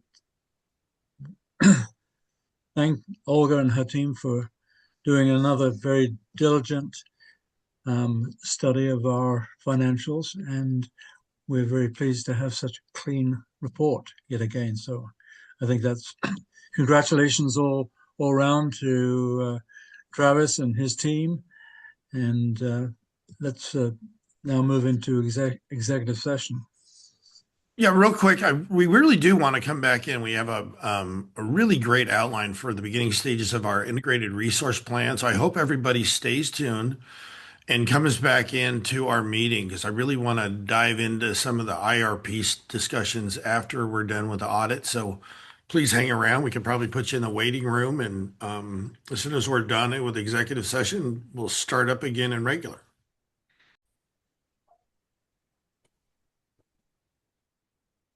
All right, we're back in regular session again, and I'll entertain a motion to accept the audit report. So moved. Mark proposed. We have a second. Second. Brian. And any further discussion? Nope. Well, this was another very clean report. I'd just like to say thank you to all of Travis and his team, and Foster and their team for participating and getting the results that we've got. That's now a number of continual years where we've had this kind of report from a very well-respected company. So congratulations to all of you. So let's have a vote for the board. All in favor of accepting the audit report, say aye. Aye. Aye. Any nays? Any abstentions? Passed unanimously. Thank you. So how are we going to record votes for the board voting on president, secretary, treasurer? Well, we were going to have everybody send your votes to Travis. Yeah, and you can do that, and that still works. And then Travis can, since he's director of finance, he can reveal the vote at that point. If it's easier, we can also have Joel do it, depending on what's easier to direct chat with. On my screen, it looks like Joel's up there, but I don't know. Yeah, you can send me a chat message if you feel more comfortable sharing it with me. That's fine. Either one works. I'll turn the chat screen on here. You might want to, Joel, if you could send everybody a little note. I think you could just join the chat amongst yourselves if you do a new chat. Oh, okay. Oh, man. Or we can go back to Travis. The oh man got my attention. It did. Let's have it go to Travis for avoid operator error here. In all You're taking your candor. responsibilities, Joe. Yes. Well, I can speak to anything, whether I can deal with the technology behind it. um, is something else. So I think, Jerry, if it's okay, why don't I just walk you through the nomination process, and we'll do, if it's okay with it, everyone will do um, office by office. We'll start with president, we'll go to vice president, and then secretary treasurer. Okay. So, and we're going to start all over. And there's no need to second nominations unless you want to. So I'm going to open up nominations for president. I nominate Tom Osterman for president for the next year. Okay, so we have nomination for Tom Osterman. Any other nominations? Do they have to be nominations or can they be volunteers? I don't think there's a prohibition on nominating yourself, but it is a nomination. Okay, well, I'll volunteer to be a participant in the position of president. Okay, so we've got Jerry Whitfield and Tom Osterman. Any other nominations? Okay, so I'm going to close off nominations for president, and I'm going to ask you to send your vote to Travis.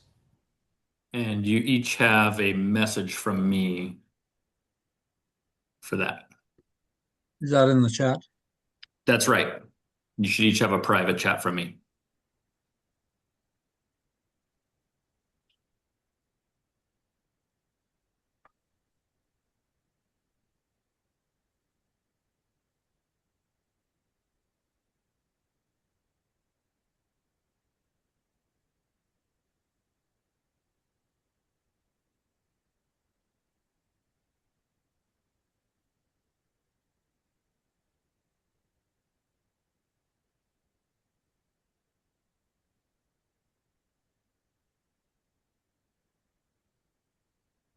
Let me make sure I've got everybody.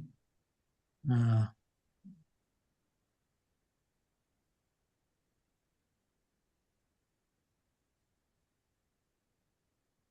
like I need you, Jerry, if you can find my chat.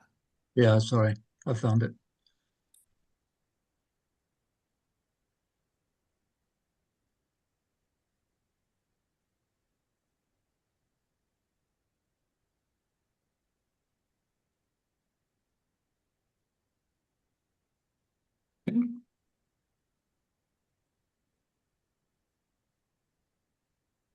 Okay. With 2 abstentions, the Toms have it. Congratulations, Tom. Congratulations, Tom. Thank you very much. Thanks. Do you want me to continue, Tom, or do you want to take over running it? Why don't you continue? Okay, thanks. Thank you. So now we'll open nominations for vice president.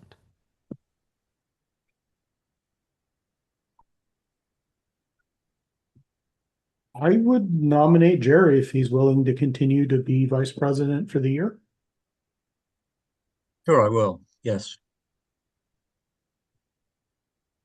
Any other nominations?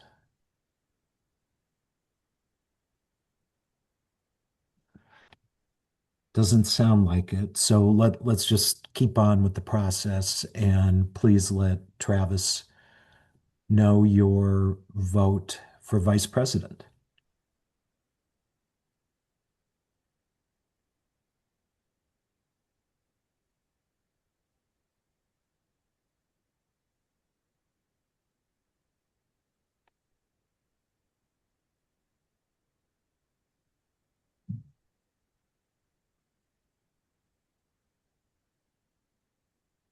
Okay. And with no abstentions, we have a unanimous vote. Thank you. Congratulations, Jerry.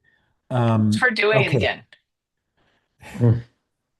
And then finally, Secretary Treasurer, are there any nominations? I think Wendy. Tom was the prior. Wendy. Okay, so we have a nomination for Wendy Eister.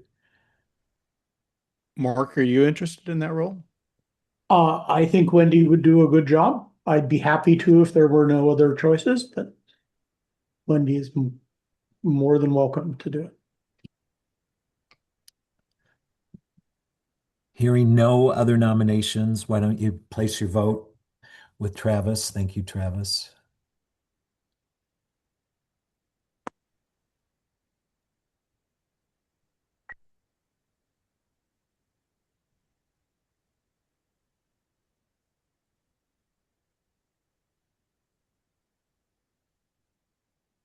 Okay, all in, unanimous vote for Wendy. Congratulations, everyone. And now we're through with the officer elections. Thank you, Joel. Thank you. Tom, do you want to now take over the meeting? Certainly. So next order of business is our the audit report. And what else do we have? The IRP discussion. IRP discussion, yeah. Yeah, so the audit report's done now. I think we're all final there. Now the IRP discussion, if you want me to jump in there, Tom. Please do. Absolutely. Russell, why don't you throw up, or Jay, either one?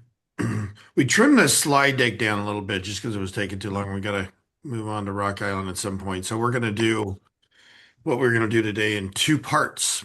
So we're going to do the IRP, which is the Integrated Resource Plan, and forthcoming topics. We're going to be looking at the IRP throughout the year. So this is going to be something that we're going to slowly, go through and answer all the good questions. It's a really good format for us to get to know kind of the new board culture, as well as what direction we want to take in terms of, going through all the details on how we operate with Opalco, deal with the mainland, supply and demand issues, and so forth.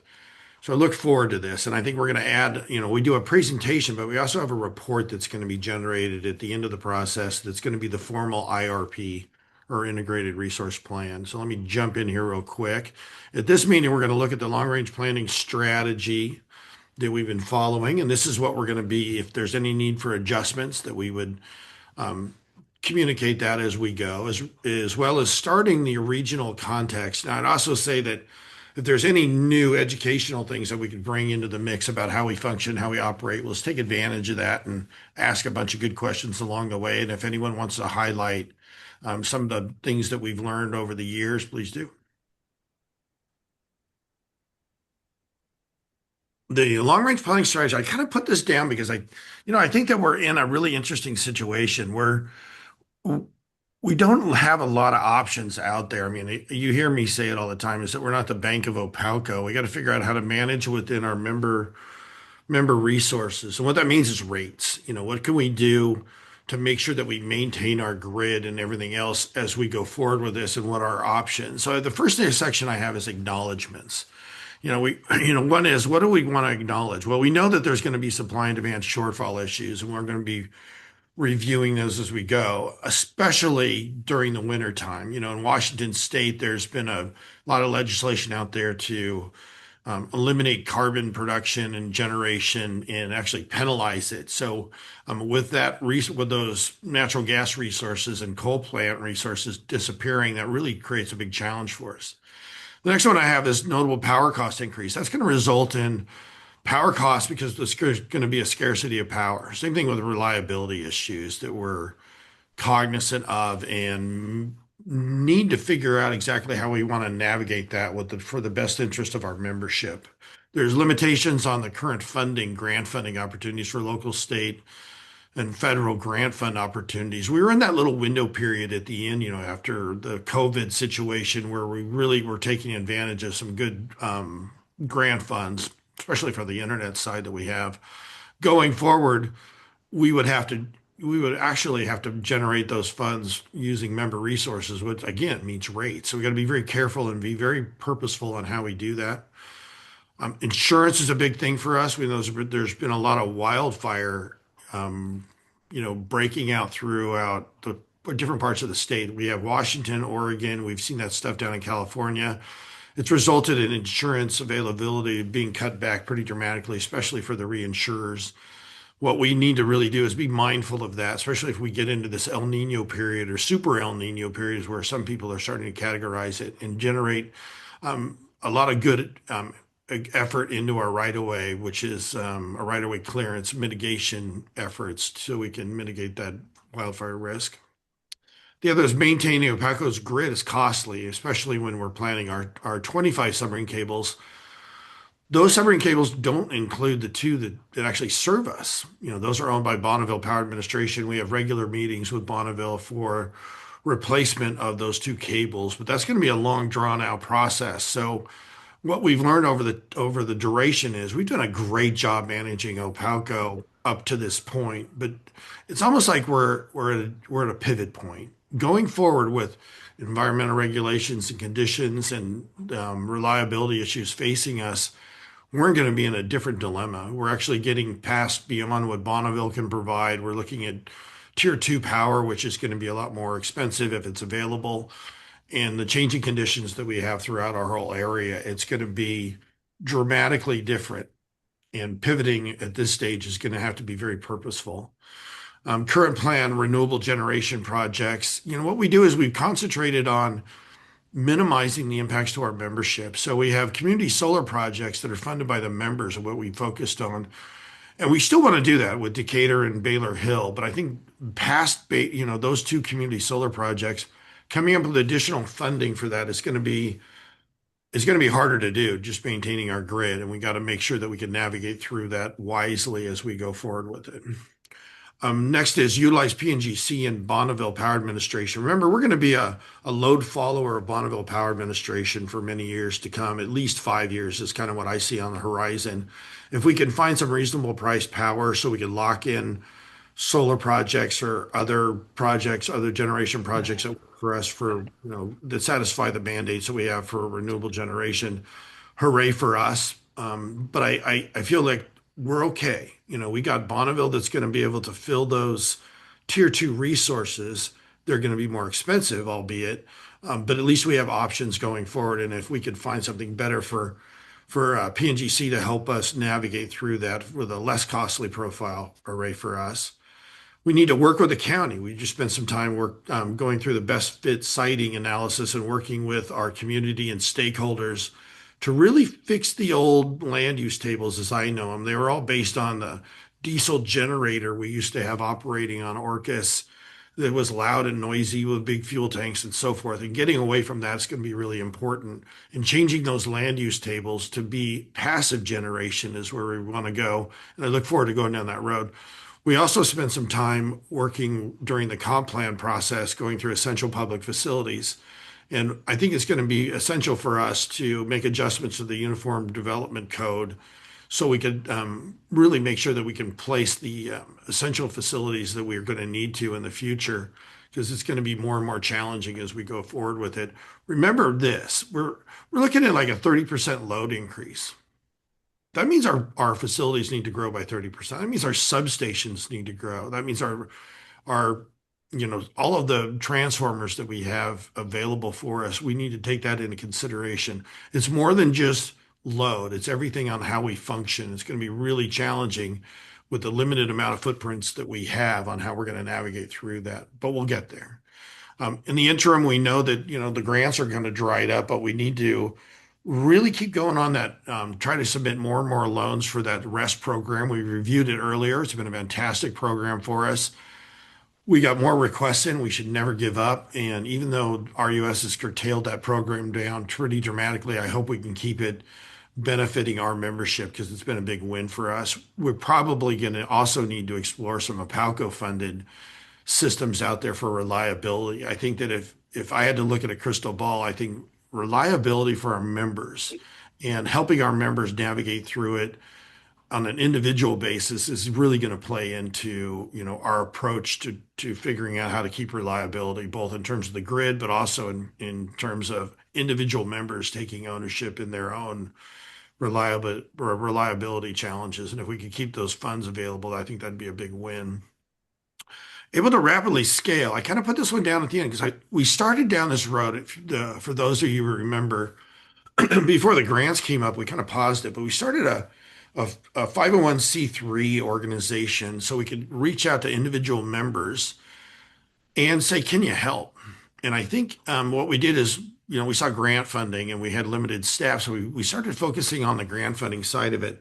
As those dried up, then I think going back to that, the premise that we work together with the community and asking our members to participate in siting some of the renewables on their property. Maybe we lease the property for the renewables for a period of time and help them navigate through it, and they could help us, and we work together as a community. I kind of looked at it as maybe it's like the land bank or a version of the preservation trust kind of thing where you get a tax break through the county.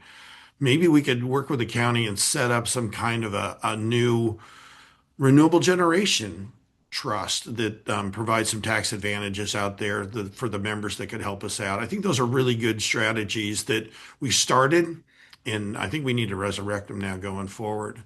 And I think to work together with our community and our for grants and so forth. So when they do become available, because I think that once blackouts start rolling through our community, in Washington State, there's something called the Carbon Commitment Act, and what it is it collects penalty revenue from carbon emissions. Now, it's a big program, and they got billions of dollars that are being stockpiled, and I think they're trying to navigate in Washington State how to basically disperse some of those funds. And my hope is that we could take advantage of some of those Carbon Commitment Act funds so we can actually scale and build some renewable projects. So if we can get the land, at a reasonable price and then have the ability to use some grant fundings to get some solar portion of those capital costs funded, that would be a big win for us. I just want to make sure that we could really understand what's the strategy for today and how we're navigating through this period for us. Now, given that, let's go into the context and kind of break in. I don't know if anyone has any questions on the kind of like current approach. Anything that you can think of, Mark? Nope. Good. Okay, let's keep rolling then. If anyone else has anything, please chime. This is going to be a kind of a little back of the envelope or just kind of navigating through slides many of you have seen before and some of the challenges that we're faced. So maybe it's a little bit more than just an IRP load discussion, but I think that's a pretty good way to frame it up. There was a lot of Washington State commitments to reduce carbon emissions. And you see them over on the right. So typically the way these slides work, by the way, is you see the graph and you can look and see what the scale is and what the duration is. And then the takeaways are always written over to the right side, and then you could read the bullet points. I don't want to belabor reading all the individual components of it, but suffice it to say that Washington State has failed miserably in terms of carrying out targets that I think had good intentions of eliminating carbon, attributes and trying to go to zero carbon by 2050. So that's that green line in the chart that drops all the way down. Are we going to achieve that? I don't know. It doesn't even look like we're even close to it. You can kind of see the note there. It's like we've been drifting around where we are right now. We really haven't seen any notable declines since COVID, and now we're starting to get into data center, projections that are increasing the load, not decreasing it. I don't know if it's realistic for Washington State to say that we could probably just not go with something like a natural gas generating source. I think that's going to be essential for us. And my hope is that we could work together with our statewide WRECA, the Washington Rural Electrical Cooperative Association, for us to help lobby how to keep reliability in our region. We love the goals of carbon reduction, don't get me wrong, but I think getting the reliable functions, we're going to have to change something. Either we have to see a lot more generation that have not been permitted to date, or we need to get some of those regulations laxed up so we could actually use some of the natural gas that's going to be harder to come by, especially if you're talking zero by 2045, I think it is. Go to the next slide. I think you've seen this one a lot too. The thought was pretty good intention. Back when we were looking at the COVID side, there was a lot of diesel and gasoline and coal and so forth. And the thought was to lower all the carbon ones, right? And you see the drop in that chart of the left side versus the right side. The right side, you see a drop of all the things you don't want to see, but you also see an increase to the electricity. And I think that's a great, admirable goal. And the way, part of the way it's done is that, Carbon Commitment Act, those are those penalties I was talking about. And those are going to be a really big challenge, because what we see is a lot of the penalties have taken, coal out of the fuel mix, but I haven't seen a lot of other things taking its place. Certainly the reliable functions that you would expect to see. And targeting natural gas was probably something that needed to be more of a transitionary resource, and we're going to have to revisit it going forward and work with Washington State to really influence that. Right now, we communicate as a region to Washington State, and it's just falling on deaf ears. But I have a feeling that once we start to see challenges in reliability, potentially rolling blackouts, I think ears are going to have to open, and approaches to natural gas usage is going to have to change. Let's keep going. The funding we have with the Climate Commitment Act, I brought it up earlier, is they award some things when they collect the carbon penalties, but they just haven't gotten there as much as we need to. I think that they need to figure out exactly how they've been using it. The Carbon Commitment Act funds to date, they've actually used it for other non-carbon reduction programs within the state, which I don't think that was the original intention. They're working around it because they're borrowing from the pot of money that's the CCA funds, but we don't see a lot of awards going. There's a handful of them. You kind of see where we are on, this, and I won't want to read it, but we should see a lot more funding available for grants, from those CCA funds. So I still have hope that we could have access to those if we lobby properly. There's a handful of industry groups that are really predicting the supply and demand shortfalls.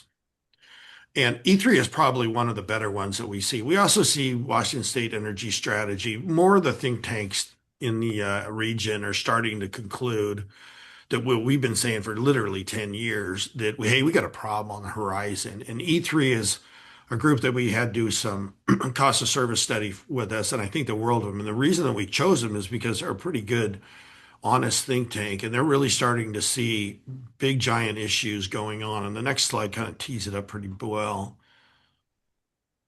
Is you can see that there's going to be a big shortfall, and right now there's projections within E3 that there's going to be 9 gigawatts, which is a tremendous amount of capacity that's going to be needed, that's not going to be provided. Holy smokes. I mean, those are big, giant numbers for us to navigate through. And everything, is getting challenged in the permitting front and takes a lot longer than you think. And if, unfortunately, part of me thinks, well, it's going to take a blackout to get that, ears to open. And then it's going to take years to scale it. And that's a little frightening, because we always want to get out in front of these things, and it should be always our goal. But it's really hard to do that when we're getting a lot of pushback from people that should know better, in my own mind. Let's go to the next slide. Here's what makes it up. You can kind of look at this is the E3 study. You kind of look at the box that's circled on the right in red. Those are shortfalls. Now I'm not trying to say, and I don't want to be an alarmist, but it's not going to happen like all year. But where we're going to be needing the power the most is in our minds, or in our region, or our co-op, is going to be the cold snaps, right? It's going to be those cold weather events that we're going to experience in January and February. And we're going to be looking to Bonneville in the region to provide those. And everyone's going to be, a scarcity of kilowatt hours trying to fight for something that's going to be deficient. Prices are going to go through the roof.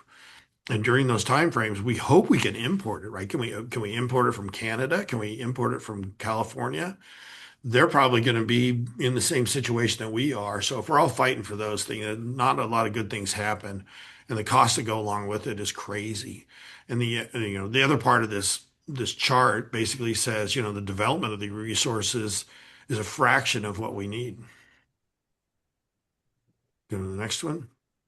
So, what we do is we're trying to figure out our mainland electric load, and it's exceeding supply, right? So we're seeing the shortfalls that start now. That's why I think that today is a good pivot point, right? And I think that we've always had Bonneville reliable power through the hydro system, and it's been beneficial for us. But they're not creating any more hydro system, and it's going to be a capacity. And if anything, there's more than a handful of groups that want to see the hydro system minimized or at least dams removed. That's going to increase the deficit even more. And I think the outages and price shocks are becoming more and more clear and more.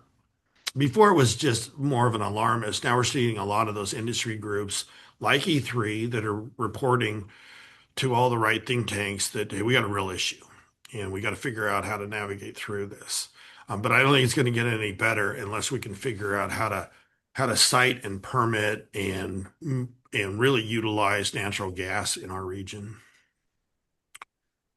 Next deck, here's our surface temperature, right? Because, why do we want to decrease our carbon? Well, you look at the temperature changes between 1880 and 1920. They're real.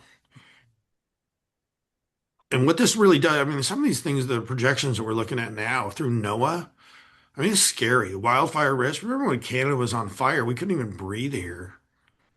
And then now the snowpack. People think that reliable power is hydro. Well, wait until the snowpack starts melting because it's so darn, hot here. You're going to see the snowpack disappear by the time, the end of the summer rolls around.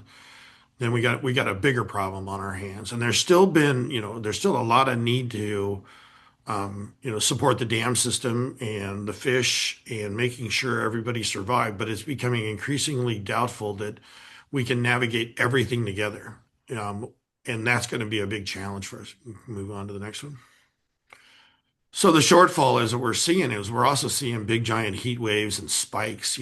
I talk about the time that it occurs for us in the wintertime.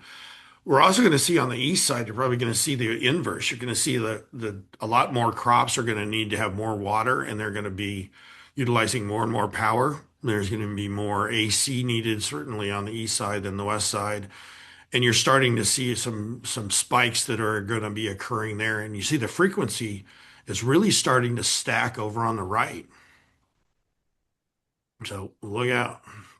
Anyway, and that's the discussion now. We'll dive in a little deeper into OPALCO at the next meeting in June. And we'll give some really down-home takes on what our distribution looks like and some of the challenges that we're going to be faced with. And so that's the beginning portion of the IRP. Tom. Thank you. I wanted to bring up a topic that we just discussed about an executive session regarding a July meeting for strategy. So this plays in well with what you can present in June, and then maybe roll into a very focused director and staff interaction from a strategy building perspective, and then also for the board to meet in executive session too. I think it's great to aim in that direction, as well as some of the discussion we've had with the other renewable siting discussions with the county and other groups that we could participate with from an all-county energy policy perspective, and how we could pivot into a more collaborative approach there. It's all kind of wrapped into one project, really, when you look at where we're headed and what we need to do as a utility and provide. Hey, Tom, along those lines, do we want to? I was kind of thinking of when you guys were talking, maybe a work session sooner rather than later. Do we want to do that in June and maybe delay the IRP discussion, and kick that down into July and utilize our June timeframe accordingly? We certainly could. Yeah, I'm interested to hear what the other directors think about that approach. Okay. I'd like to ask one other thing. How about having one or more board members participate in the work that you're doing on the IRP over the next couple of months? I think we can go through whatever the board wants. It's really however you want to do it. What we've done historically is present it and then take your wisdom and then keep, organizing the document. And we've always liked to handle operations internally and keep the board, in a function of approving policy and setting, structures and so forth. I don't know the distinction there, but the boards can change it on it, as needed. I think the value, because they're in chunks that might be months apart, I think it might be good if there's some, I'm interested and there might be others to might, I'm not saying we're going to be in the office all the time, but somewhere in between to have one or two people come in and get in the conversation. It's up to the will of the board. Love it. Foster, do you see any really significant changes in the IRP direction? You've outlined a really good high 10,000-foot view of all the challenges, but just looking at the normal IRP review cycles and the longevity of those goals traditionally, do you think we're at a point where we're mandated to have a more aggressive and thorough review of the IRP and maybe some significant changes to where we were headed originally? Well, by the way, that's the best question, you could ask right now is, how are things going to change? I would look internal. We all need to look in the pockets of the members and say, how are we going to fund these things? It's all about rates, right? And our rates right now to maintain our grid. Remember, we're in the environmental epicenter of, Washington and even the nation, and things are getting really costly and really prolonged to get submarine cables replaced. And it's crazy how much costs have gone up. I think managing those things are really going to be challenging for us going forward. If we want to add a new component to that, Tom, whether it's batteries or new generation for solar, we've always relied on, community solar, which is funded, remember, it's all back to that rate component. If it's community solar, then our members help. If it's getting land to be donated, again, it's members help. If we need to start increasing our thoughts, we need to make sure that we keep rates in mind. I'm not saying that we shouldn't get out in front of it, but there's going to be a point in time where, and I kind of feel like the ceiling right now is kind of where we are, a 5 to 6% rate increase in a year is about the threshold. So I'm struggling with it, Tom. I'm with you. I don't know how to fund additional things as much as we all want them and we want to get out in front of reliability. Funding that is the alternate. We just got to make sure we see both sides of that coin. Look at the rate escalation of the IOUs, which is shocking and accelerating. I think there's tension in the membership with what we've done, which is pretty minimal compared to what I've seen throughout the Northwest and the country in general. I want to pivot back to the Department of Commerce and back to funding, since you just raised that.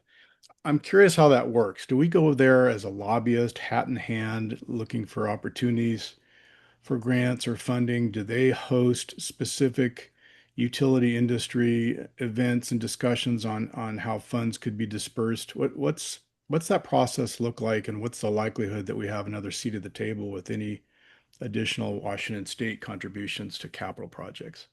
Well, let me start by saying I think I'm more pessimistic than not, because they're in charge of the purse strings, and they've been using those CCA funds for things other than carbon reduction or trying to help utilities. They've been doing it for programs because remember, their budgets are really slim, and they're trying to figure out how to get, like fundamental things out that are not related to energy, and they prioritize those a lot higher. So for us to have an access to that, I think we need to work with WRECA and try to create our own legislation. So maybe, when it comes to grid reliability, we could navigate through that. I think that's a hard bar to actually jump over right now. Jerry's on, he's the representative for WRECA. And when we go and talk to our legislators in Washington, it falls on deaf ears most of the time. Not to say that we should ever give up. We should always advocate, but I don't think we could rely on that funding. Jerry, anything you want to add? Yeah, I'm equally pessimistic, frankly. Our discussions with just our own legislatures really haven't progressed in the time I've been on there. They want us to come and talk to them and hear what we got to say, and then they go off and do they have their own priorities, and it isn't always where we want them to be. So, I don't know what we do there, frankly. What I would stress in all of this is let's look very clearly at what the growth or the demand growth is going to be in San Juan County with regard to electricity for the future. which, we're not totally in sync with a lot of the other areas that are thinking in terms of big data center additions and that type of thing.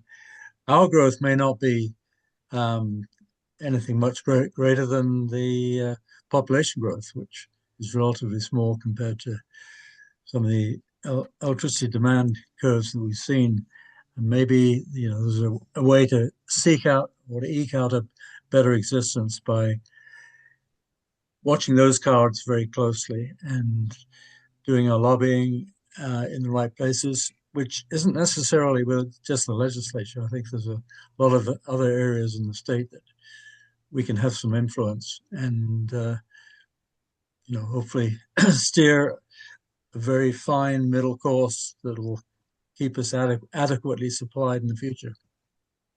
I would add to that. Thanks, Jerry. I would add to that we need to work together with our county too. I mean, we need to hit all fronts. Yeah, no, that's really what I meant. Yeah, and the part that we need to help advocate is we need to use electricity efficiently, right? Should the building code standards upgraded? I think that all new homes over a threshold should absolutely have higher energy efficiency standards. And we need to work with the county to try to figure out how to get that done. And I think that every new home over, whatever a standard local home that's struggling has solar on it. I mean, these are obvious things that they could help us. But maybe we need to make sure that we're part of the process. And I think that's what our goal is with working to the county as a group to try to influence those, Tom. Does that make sense? It absolutely does. And Washington State has one of the strictest energy codes. So new construction is already held accountable to pretty dramatic improvements in performance. And it's also heavily weighted towards implementation of solar. There's a lot of points that are granted if you put solar in, which helps you offset other costs in terms of building design. Remember one other factoid is every year the county issues, on average we're doing 100 and 200, call it 150 building permits every year. I mean, so those really stack up. And that's what we see happening over on Decatur, for instance. It's like, how do you navigate something we have no control over? When you go to the county and you say, hey, I want to get a permit to build a new home, they say, where's your water availability certificate? And we don't have an electricity available certificate out there, but they keep issuing these permits. And I think that we need to look at both sides of the equation to try to minimize some of those electrical usage and then build as much locally as we can. But we have to make sure that we look at the pocketbooks of our members because that we're at that threshold. I got to tell you right now in my mind. And Foster, I would add in, don't just look at the word solar each time, link it with batteries. Right. Yeah, good point. So the other thing is we've been so successful with supporting the rooftop program through Switch It Up, but we've also been approached by, so many, I'll call them commercial or semi-commercial entities, the Port of Orcas and Foster, you and I have talked about this. And then, Faith with her farm over on Lopez Island, Camp Orkyla. There's a lot of semi-commercial scale installations that private parties want to install and they need help. And we can't tie up our whole staff working on those. But just is there a way we can provide more of a clearinghouse or a hub for information and expand what we have on our website? And in that hub, work on even how can we connect like the Port of San Juan with the Port of Bellingham for their solar canopy and the roof, the rooftop solar they want to do on the hangars. That a lot of these projects, it's just being a hub and helping people do it. And it's time is of the essence because they only have the tax break through the end of 2027 to do these projects. So is there a way in the shorter term we can try and help get some of these rolling? Because they'll help us and we don't have to pay for them.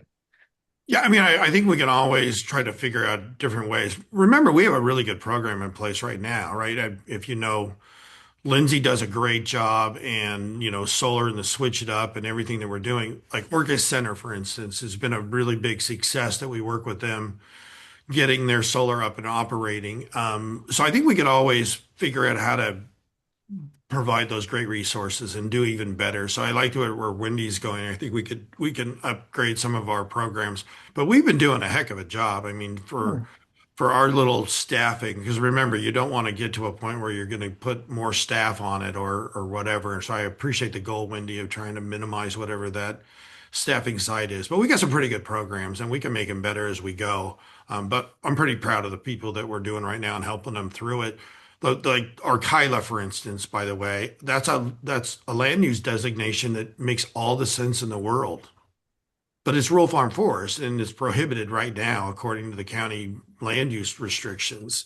So that's all part of us having a broader conversation with everybody so we could do the right thing. And I think that's good. I think we need to be out there and be patient and work with everybody because the county's not going to move really quick. And I think the more that we get our tentacles out there, that's where I hope that we can move the needle by joining different groups as a board, because I think you guys carry a tremendous amount of weight and they need to hear from you. And I think working together with the stakeholders will pay off tremendously if we're engaged in that capacity, if that makes, if that's what the board wishes. Absolutely. I'd like to take the temperature of the board back to scheduling and cadence of meetings. Do we want to pull forward a June meeting strategy discussion and maybe push the IRP discussion back into July, August? What's the preference, or what would you suggest in terms of our, I guess, You'd be suggesting setting aside a chunk of the June meeting or having a longer June meeting to do that strategy session? That sounds fine. I was thinking something like that, Mark. I was thinking we don't typically have a July meeting, right? We have an annual meeting and a regular meeting in May. So why don't we just flip them, right? So what we could do instead of, having the work session in July, why don't we have that earlier? So because you guys are new in the new culture, and I think getting in sync would be the smartest thing we could do short term, and then delay whatever we were going to do in the June meeting and formalize that as a meeting in July. Yeah, and there was some discussion in our executive session when you weren't there that the board would like to have some board-only time, and we may take some time in July to just discuss and organize ourselves. So, and that would not need to be supported by staff time. Right. Or you can do that in June too. We can carve out some time for you guys. Sure. So to be at the same on the 18th in June, is that the plan? Yeah. Anyway, that would be the thought, would be to keep the third Thursday there, make it more of a work session, let you guys talk amongst yourselves a little bit more. And then I think that's the most important thing is you guys got to get on the same page and figure out what kind of thoughts you guys have going forward structurally. And then you could communicate to us and we could implement them after that. New board members, how do you feel about that? Would that make sense? And would you like to participate with that prioritization for next month? That would be fine with me. Thank you. Okay, wonderful. Foster, what's next on your agenda? Anything else? Well, I think that concludes the regular meeting. I think we're going to break back into executive, we could just do that, roll right into it. Sure. Let's do that. Okay, we'll ask the